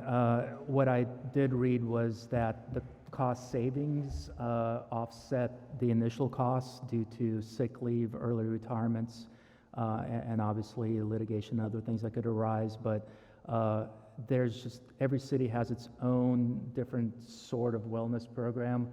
And I didn't really go down that line of trying to figure out how much each city was spending and how much we would spend for comparable things. I think there's certainly a discussion to be had about what sort of role the wellness program would play and how large a program would be, and then the cost along with that. And I think we're still kind of in the development phase, but I don't have the figures for that. Okay, I think that would be something that could help strengthen it, just looking at like how much that costs versus, and comparable things that we could be spending the money on could be helpful. And then just if you could just quickly summarize, like how would this, and I know you kind of mentioned it in here, how does this build trust and or accountability with the police bureau and the community? I mean, accountability and trust is, it starts with small incidents and it starts with large incidents, and it goes over a lengthy period of time. So every time you have a shooting, that hinders trust with the bureau. Every time you have a discourteous officer, that interferes with trust with the bureau. Every time you have a citizen that complains and doesn't get heard about their complaints, that builds distrust. So there's a lot of small and large things that over time build up, and there's no easy fix to that. I think we've met a lot of times here, we've had input, and if there was an easy fix, we wouldn't be here. Things like this, in my mind, are kind of those small things that over time should build up and improve relations. So people will start taking classes. What I've read is there's certainly some officers that at first may not want to do such things or may feel like they would be judged for participating in these programs. But once the programs are there and the officers have buy-in, the results come over time. So we may not see anything in 6 months, we may not see anything in a year, but down the road, even if it saves one life, even if it causes officers to be nicer because they're more mindfulness, because they took a meditation class, or because someone listened to them and heard about their struggles, I think over time that's going to build trust. Okay. Because I think that was one other thing I would add in there is just for me, I just wanted a few more tangible examples, like what kind of things you'd be seeing. So it could be like a mental health class, is that what I'm hearing? Or could it be like a meditation or yoga, or just like a regular fitness class? Like those are the kinds of things that this would produce? Exactly. So there's counseling classes where people can go and speak with professionals about the difficulties they face. There's mentorships where people can be paired with other officers to discuss the difficulties they're with if they're not comfortable being in larger settings.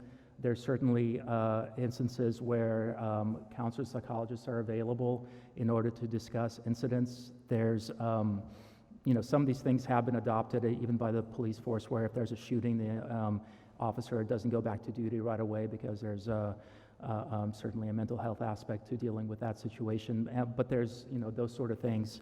And then there's the physical aspects of it, which is perhaps setting aside time when officers can exercise so their physical health keeps up with the needs of the police force.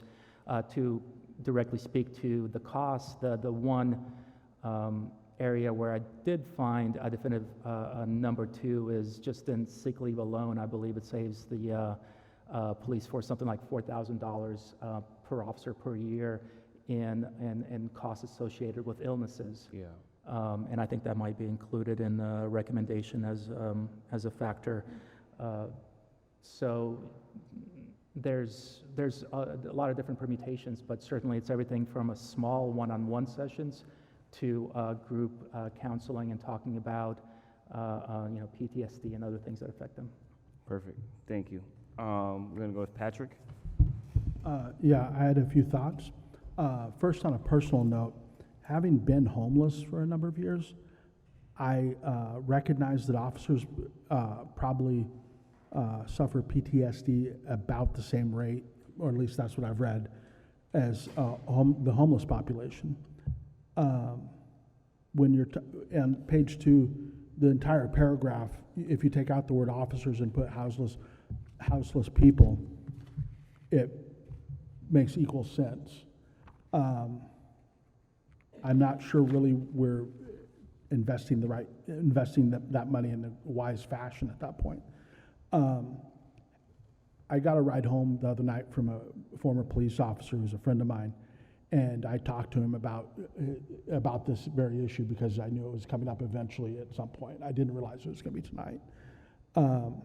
He mentioned that the one worry that he had when he was an officer is that he could get LASIX before they got rid of it in their contract, and that outside of that, they had the best contract for healthcare in the city. So I'm kind of wondering about that. Also, we are currently, and I'm not sure the exact date that it starts, but I'm sure Dan Handelman can tell us, what day is the date that the contract starts, the contract negotiation?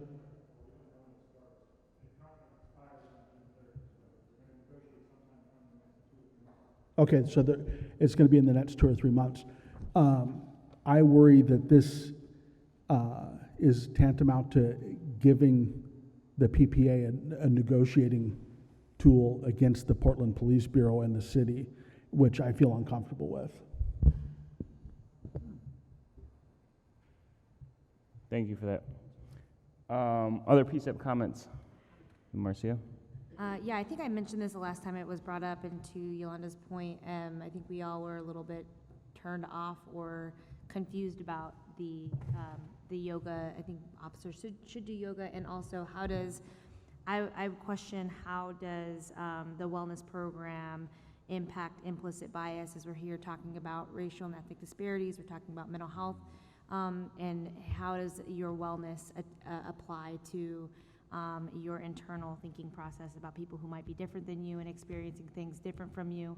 And so that's will be my ongoing comment to this. I think wellness programs are very important. I think peer trauma support, peer-to-peer support systems in government agencies for law enforcement, public safety are incredibly important. Having worked in a public safety environment my whole career, I find it to be really helpful, but I, again, just go back to how does a wellness program address your personal implicit biases?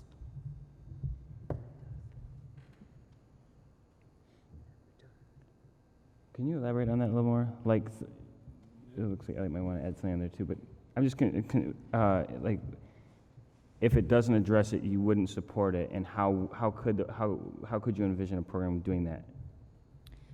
I don't have the vision. I'm just saying, like, if I'm not healthy, how does that impact my personal biases with people who are different from my cultural upbringing or my mental health or illness status. And so I want to make sure that if we are that it connects to the overall body of, I mean, I'm in support of the recommendation overall. I just am challenging how might you fit that into some of the policies and practices that we're talking about. Do you think that should be in the recommendation, or if the recommendation is accepted as full and there is a body of citizens that advises the training program, should it be discussed in that body? Which would you think would be more important? I don't think it necessarily needs to be in the recommendation, but I think it should be a component of a training module or part of the wellness program in general to be addressed, and whatever the part of the wellness program that somebody's accessing to build trust and accountability and legitimacy. I don't think it needs to be part of the policy. I think it does. I think it should be in there. I think maybe if you can think of a way to just add like, hey, we thought of this, that it, implicit bias, how you worded it, I think it would be good. I'm not opposed to that. Yeah, we'll go to Elliot, but if you want to just think of maybe a few words that we could slide in there, it would help strengthen it, I think.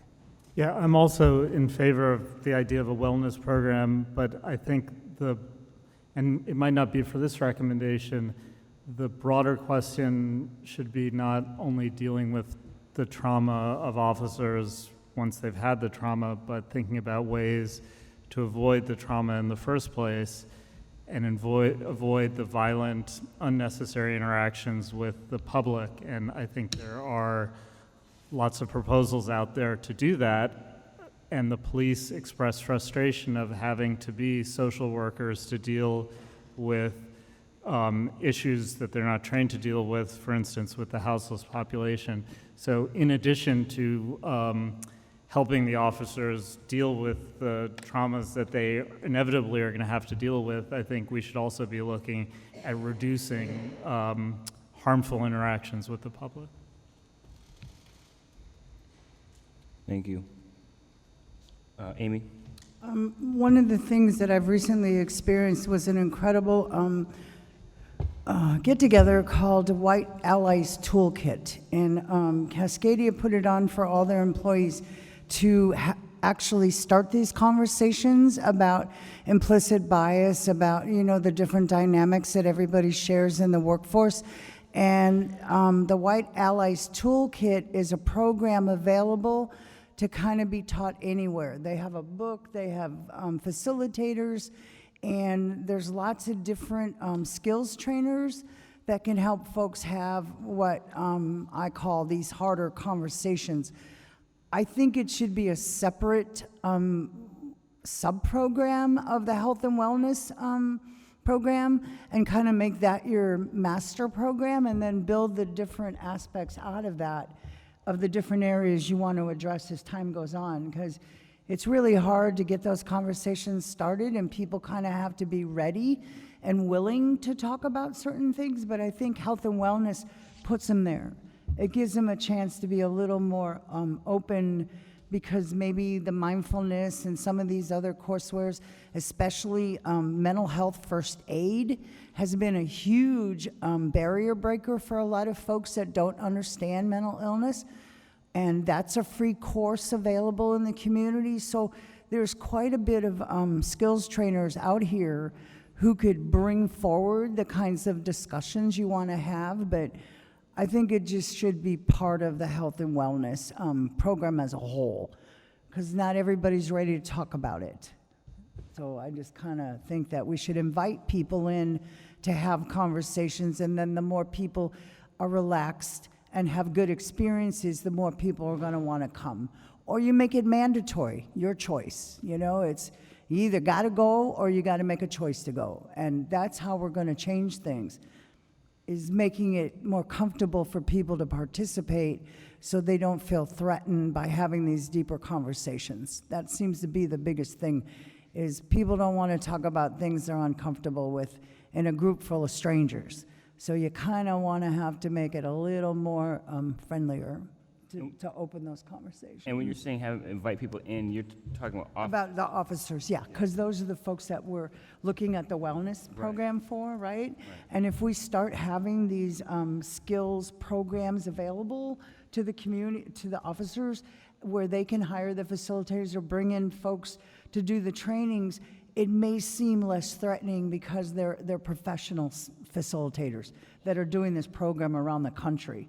So there's some things that are happening across the United States that are making it easier for folks to have these more difficult conversations. So I just want to put that out there, that I've got quite a few I've attended that I thought were phenomenal. So, as far as breaking the ice, getting the conversations going, and then where do we go from here? There's chapter 2 or book 2, you know, so I say start with implicit bias 101, because that's already a hard conversation, if you want to go there. But I wouldn't need it in this recommendation, but just have it as a subcategory of add-on skills trainings that could be, you know, used to identify these issues. And so I've changed the wording somewhat to try to encompass what Marcia and perhaps Amy are intending. So number 4, I've changed it to PCCEP recommends that the PPB engage in a range of communities regarding wellness practices, including tribal councils in the Portland metro region, to ensure the program is culturally conscious and addresses issues of conscious and implicit bias. Excellent. Awesome. Excellent. Other PCCEP comments?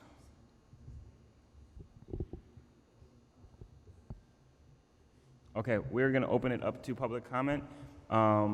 Microphone's there. Roughly 2 minutes.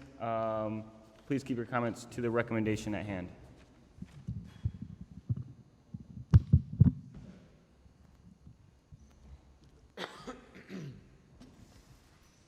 Hello, Philip Wolf here again, still Philip.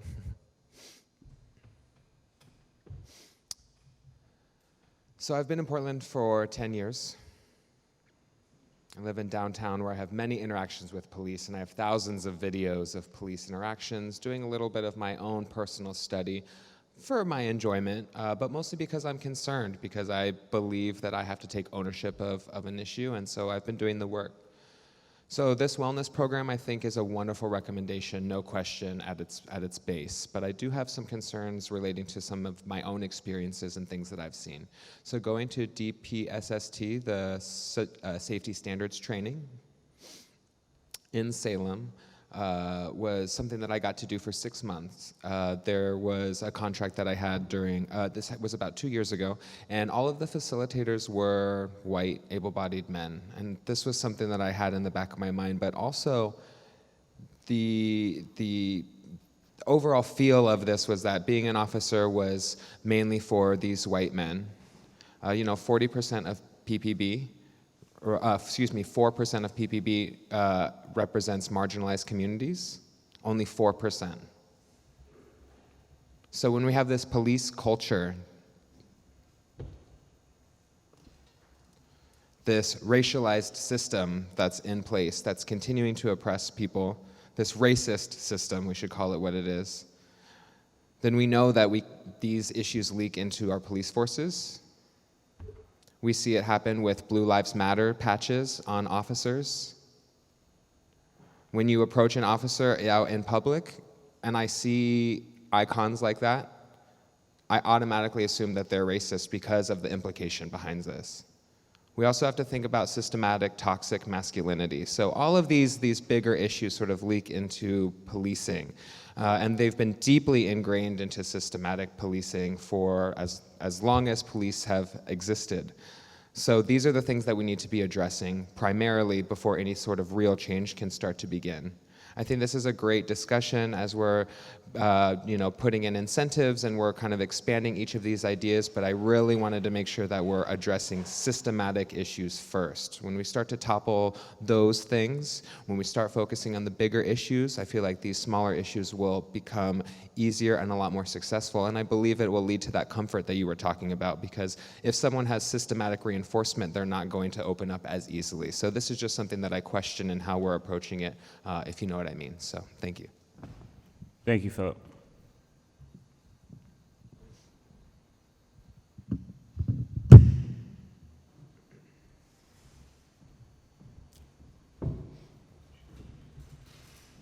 Hi, Dan Handelman again, Portland Cop Watch. We discussed this at one of our meetings recently, and I think generally we're supportive also of the wellness program. We also had concerns about how much money it's going to cost and whether that's going to come out of taxpayers' pockets or the officers' budget, since so much other things aren't funded in the city. So, I mean, I understand that eventually it will pay off, and agree with that idea. But in the short term, you have to think about where the money is going to come from. This agenda item, unless I'm mistaken, it wasn't on the original agenda that went out. I forwarded that agenda to our list on the 14th of September. That original agenda included nominating members to the board or the committee. I looked at the agenda yesterday morning and noticed that this was on there and sent out an update to our list, but as a result, I didn't have time to really look over your proposal in any detail. The PDF itself was dated yesterday morning, the 23rd. So, you know, I want you guys to be able to have flexibility, but also when you want meaningful public comment, the more lead time we have, the more meaningful comments we can make.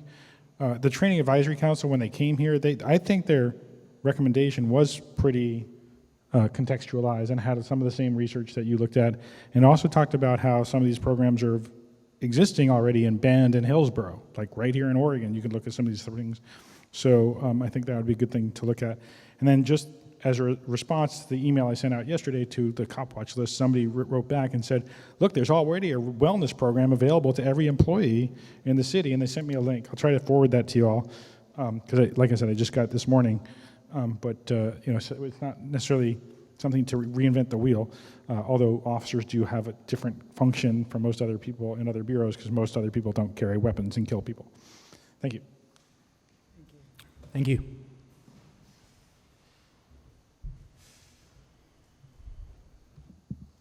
Hi, Barbara Boshinsky, Portland Cop Watch, although I'm just speaking for myself at the moment.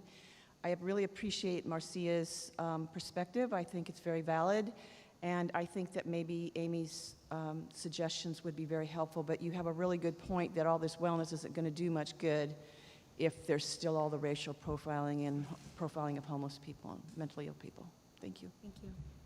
Thank you. Other community comment?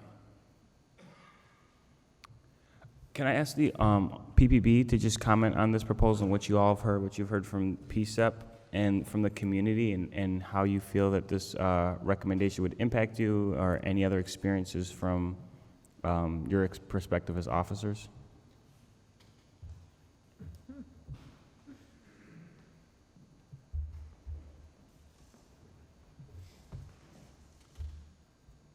I think just to speak a little bit to the idea of how can a wellness program help with issues such as implicit bias, I think when we're developing programs that can help people be in a more mindful state, in a more relaxed state, there's the opportunity for people to be introspective and to have greater self-awareness and to start to disarm some of those.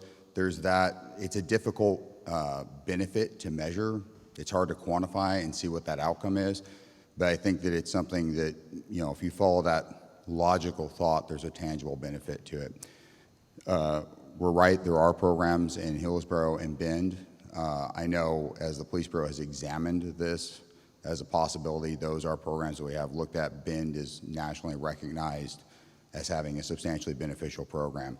So there are opportunities for us to look around the state as well as around the region. We are, you know, just a short jump over the river to Washington to see what else is of benefit. So.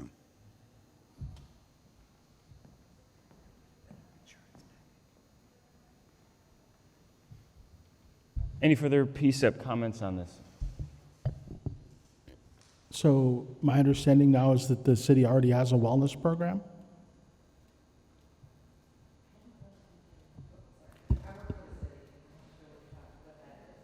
Okay. It might be the EAP. I know that that is available whenever people need to speak to somebody about any stressors they feel. There's a phone number that's available, and it's part of the reasonable accommodations program as well.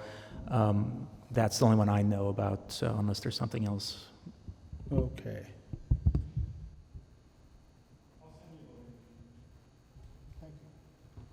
Great. Other PCCEP comments? Just one, if I may have a question. Is the Portland Police Insurance, health insurance program, do they have choice over which insurance carriers they can go with, or is there a central health insurance carrier for the community? Since I'm new, I have a lot more questions about these deeper details. Essentially, there's the City Select, which is MODA, and Kaiser is the other option. So those are the two healthcare plans available to members of the police bureau, the sworn membership of the police bureau. And do they offer health and wellness programs? Because a lot of them now are offering gym memberships and a lot of discounts on additional type services. Do either of those offer that kind of package? I would have to sit down and look at those. I'm not, Okay. I can't answer that for you right now, but I'm happy to look into it for you. Because with the changes coming in 2020, there may be some time to review insurance packages and see who's really offering your team the best insurance package. I know that's a tough question, but it may be something worth investigating, giving all the new people that are coming into our state that are going to be offering insurance packages at a reasonable rate to help improve folks' health. So you may want to check into that this year and see if there's another company that could give you better rates on what you're getting for your money. Just a little FYI. I will mention that to Human Resources. Okay. Thank you. There's a couple more questions for you, Assistant Chief. I have a couple questions. For the Assistant Chief? Yeah, I'm sorry. I didn't catch your name. It's Ryan Lee. I'm the Assistant Chief of the Services Branch. Okay, thank you. Those were the two options. It's my understanding, what percentage of that is covered by the city? I have got to stop and think about that. Do you remember off the top of your? It's okay if you don't. Because the last thing I saw it just mentioned Kaiser, and it was 100%, or you could go to 95% and choose another program. And I was wondering if that was. I would have to. I wasn't prepared to speak on this, so I'd have to look at it. I do not believe it's 100%. Okay. I mean, just from my own personal experience. Yeah. Okay. And Patrick, the collective bargaining agreement does talk about the insurance, and it says 90% for Kaiser. Assistant Chief. Oh, okay, 90% for Kaiser? Chief Lee, I have one more question for you. There must have been an older document I looked at then. It might have changed. Yeah. Is that your last question? That was essentially it. Was, what percentage do they have to cover themselves, and does it cover mental health? There are mental health components, as well as some of your colleagues up there mentioned that there is access to EAP. Okay. And to sort of Mr. Sachs' comment earlier, when I was reviewing, sitting back there reading Senator Frederick's proposal, as far as mental health screening upon hiring, as well as access to mental health services, which is really what both of the two bills offered, those are components that are built in either structurally to the City of Portland or the Portland Police Bureau as part of our hiring process already. So it doesn't have the same impact it would for some of the other municipalities out there. Thank you. One other quick question. How, from your experience, do you see officers responding to this? Things like counseling classes, mentorship, meditation. How do you think they would respond? I think the more normative we make it, the more that people understand that that's an option out there, the more they'll be willing to access it. I will talk completely off script and talk about a previous assignment that I had. I used to supervise the fatal crash team for the police bureau. Those are pretty traumatic events that we go to that the police just have to respond. We have an investigative function and obligation to the public to find out what happened. But they're traumatic. It's very difficult to look at somebody when you recognize that's the same age as my daughter, or that person looks like my wife or my husband. Those were the experiences the officers were having. No matter how much we encourage them to go to counseling and debriefing, it was difficult to get people to recognize, and that moment was sort of that veil of trauma over them. It's difficult for them to recognize the need to access that. It's not bravado, it's just when you're in that state, that self-awareness is more challenging. When we brought in people to lead debriefs and start to help them out, they immediately could see, I'm more affected by this than necessary. So I think providing programs like this, setting them in a situation where it becomes more normal, it's more accessible, for lack of a better description, everybody's doing it. It removes some of that inadvertent stigma to needing that as part of processing the unique traumas that members of public safety, whether that's police, fire, we get called to and unfortunately have to see. Thank you for that. Yeah, go ahead.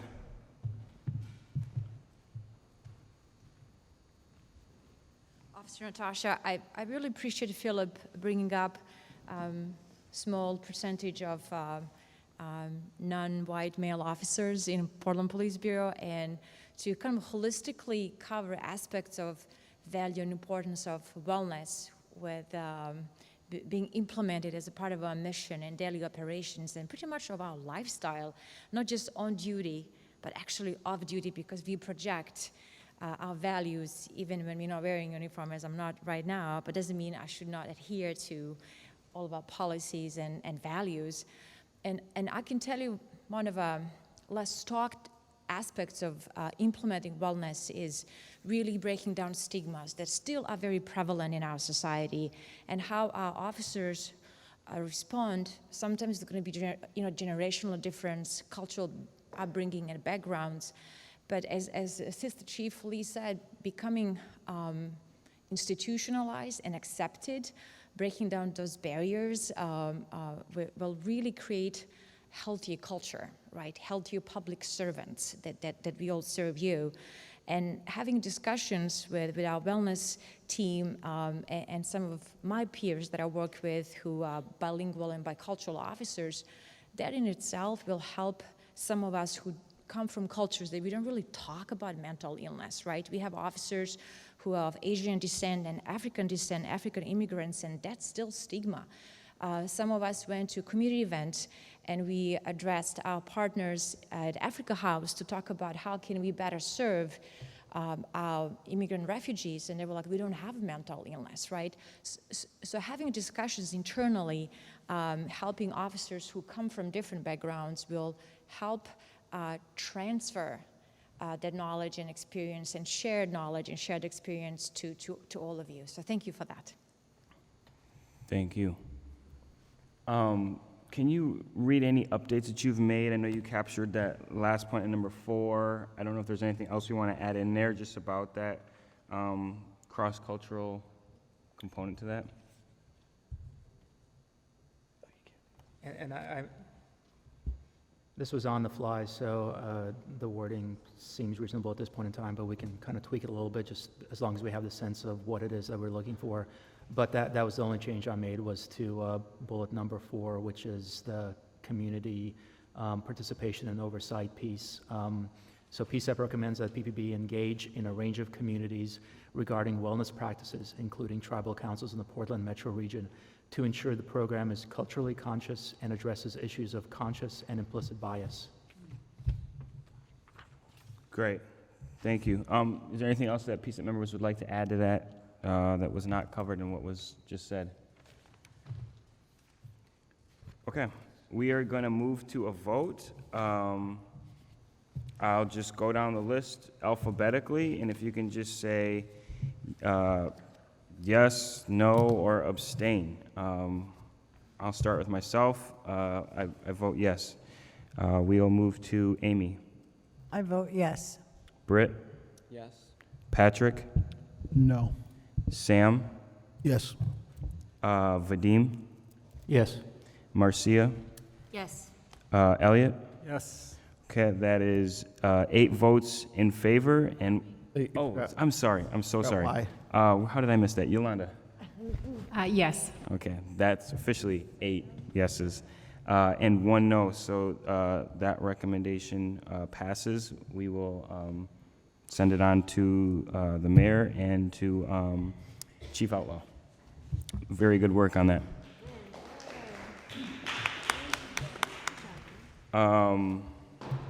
We're supposed to meet and do a work session that was supposed to start at 7:40. It's 8:05, so we're going to start closing this meeting down. I want to open it up to other PCCEP or public comments on any other topics related to this. I know I talked with Assistant Chief Lee about this a little earlier, that we have the upcoming negotiations for the PPA contract, and it's our hope to utilize our relationship with Darrell Turner to host some kind of listening session or community input session. I'd love to work with AMAC and any other groups on that would like to help make that possible, so that the public can have input and at least hear how, first of all, hear how the negotiations are going to go, clarify comments that they have on that, and then offer their input as far as things that they would like to see. And I've talked to some PCCEP members about that, but I think that's something one of our subcommittees can take on. I don't know if anybody else has any comments on that, or any other comments on other business. Did you talk to Daryl recently since our meeting? No, I have not talked to him. Yeah, I followed up with him and PPA and let him know that we were thinking about having him partner with us and do something. So hopefully we can make that happen around the contract in the next month or so. Okay. Community comments on any other related issues, anything we have not addressed tonight related to policing in Portland, things that we should think about, recommendations?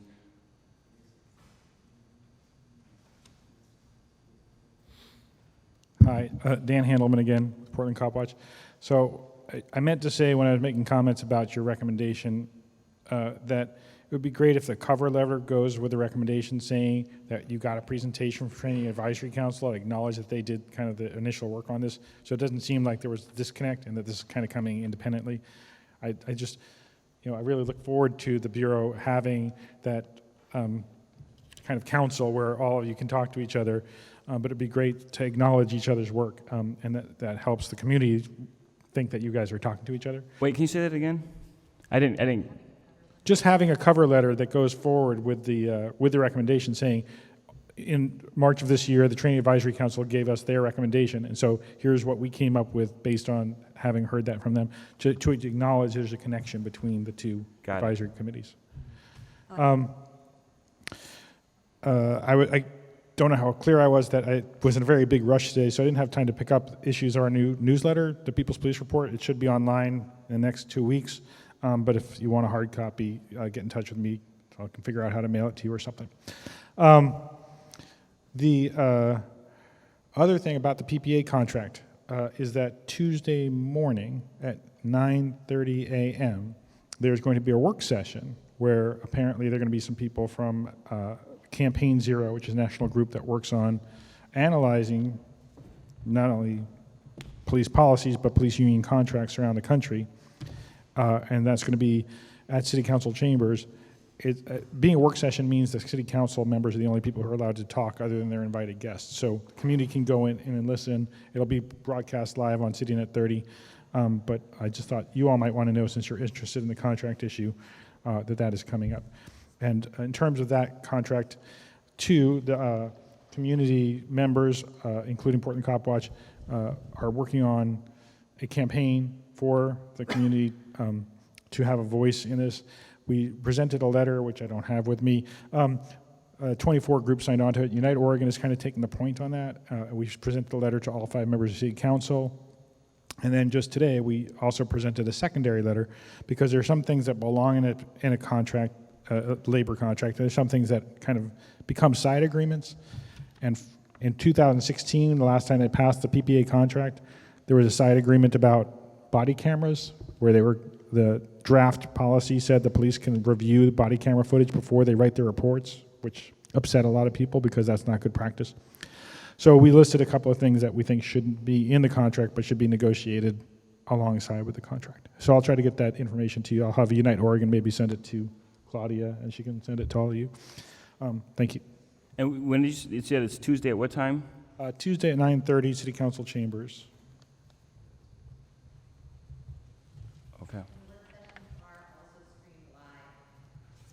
Okay, thank you for that. Any other public comment, anything from PPB? Okay, we're going to close the session. I did this last time, just reading our group values. Do we have a PCCEP member that would like to read those and close those out for us? I have the copy right here. Sure. Perfect. Amy? And just to give context, these are the agreements that we had came up with during our first retreat in forming PCCEP over almost a year ago. Mm-hmm. Okay, the first one is trust. That's really important. The other is open-mindedness. Assume positive intent. Listen with intent. Safety to brave, I think, and be vulnerable. You should put a B in there, B-E. Be vulnerable. Effective communication. Multiple intelligences, different learning styles. Don't take things personally. Don't make assumptions. Do your best. Be impeccable to your word. Feel comfortable clarifying things with questions. Be free to call out bias. Step up or step back. Wait. Be mindful of your level of contribution. Have compassion and passion. Compromise. Comfort with ambiguity. Yeah. Okay. If it's too hard to say, it probably shouldn't be in there. Sorry, guys. I like that. Okay? Sorry. Integrity, perseverance, self-care, community care. Talk to each other, not about each other. We, as a group, take care of one another. Thank you. Thank you. That concludes the September meeting. We'll see you all in October. Thank you. It's too hard to say. It shouldn't be. Congratulations on your first meeting. That was a good one.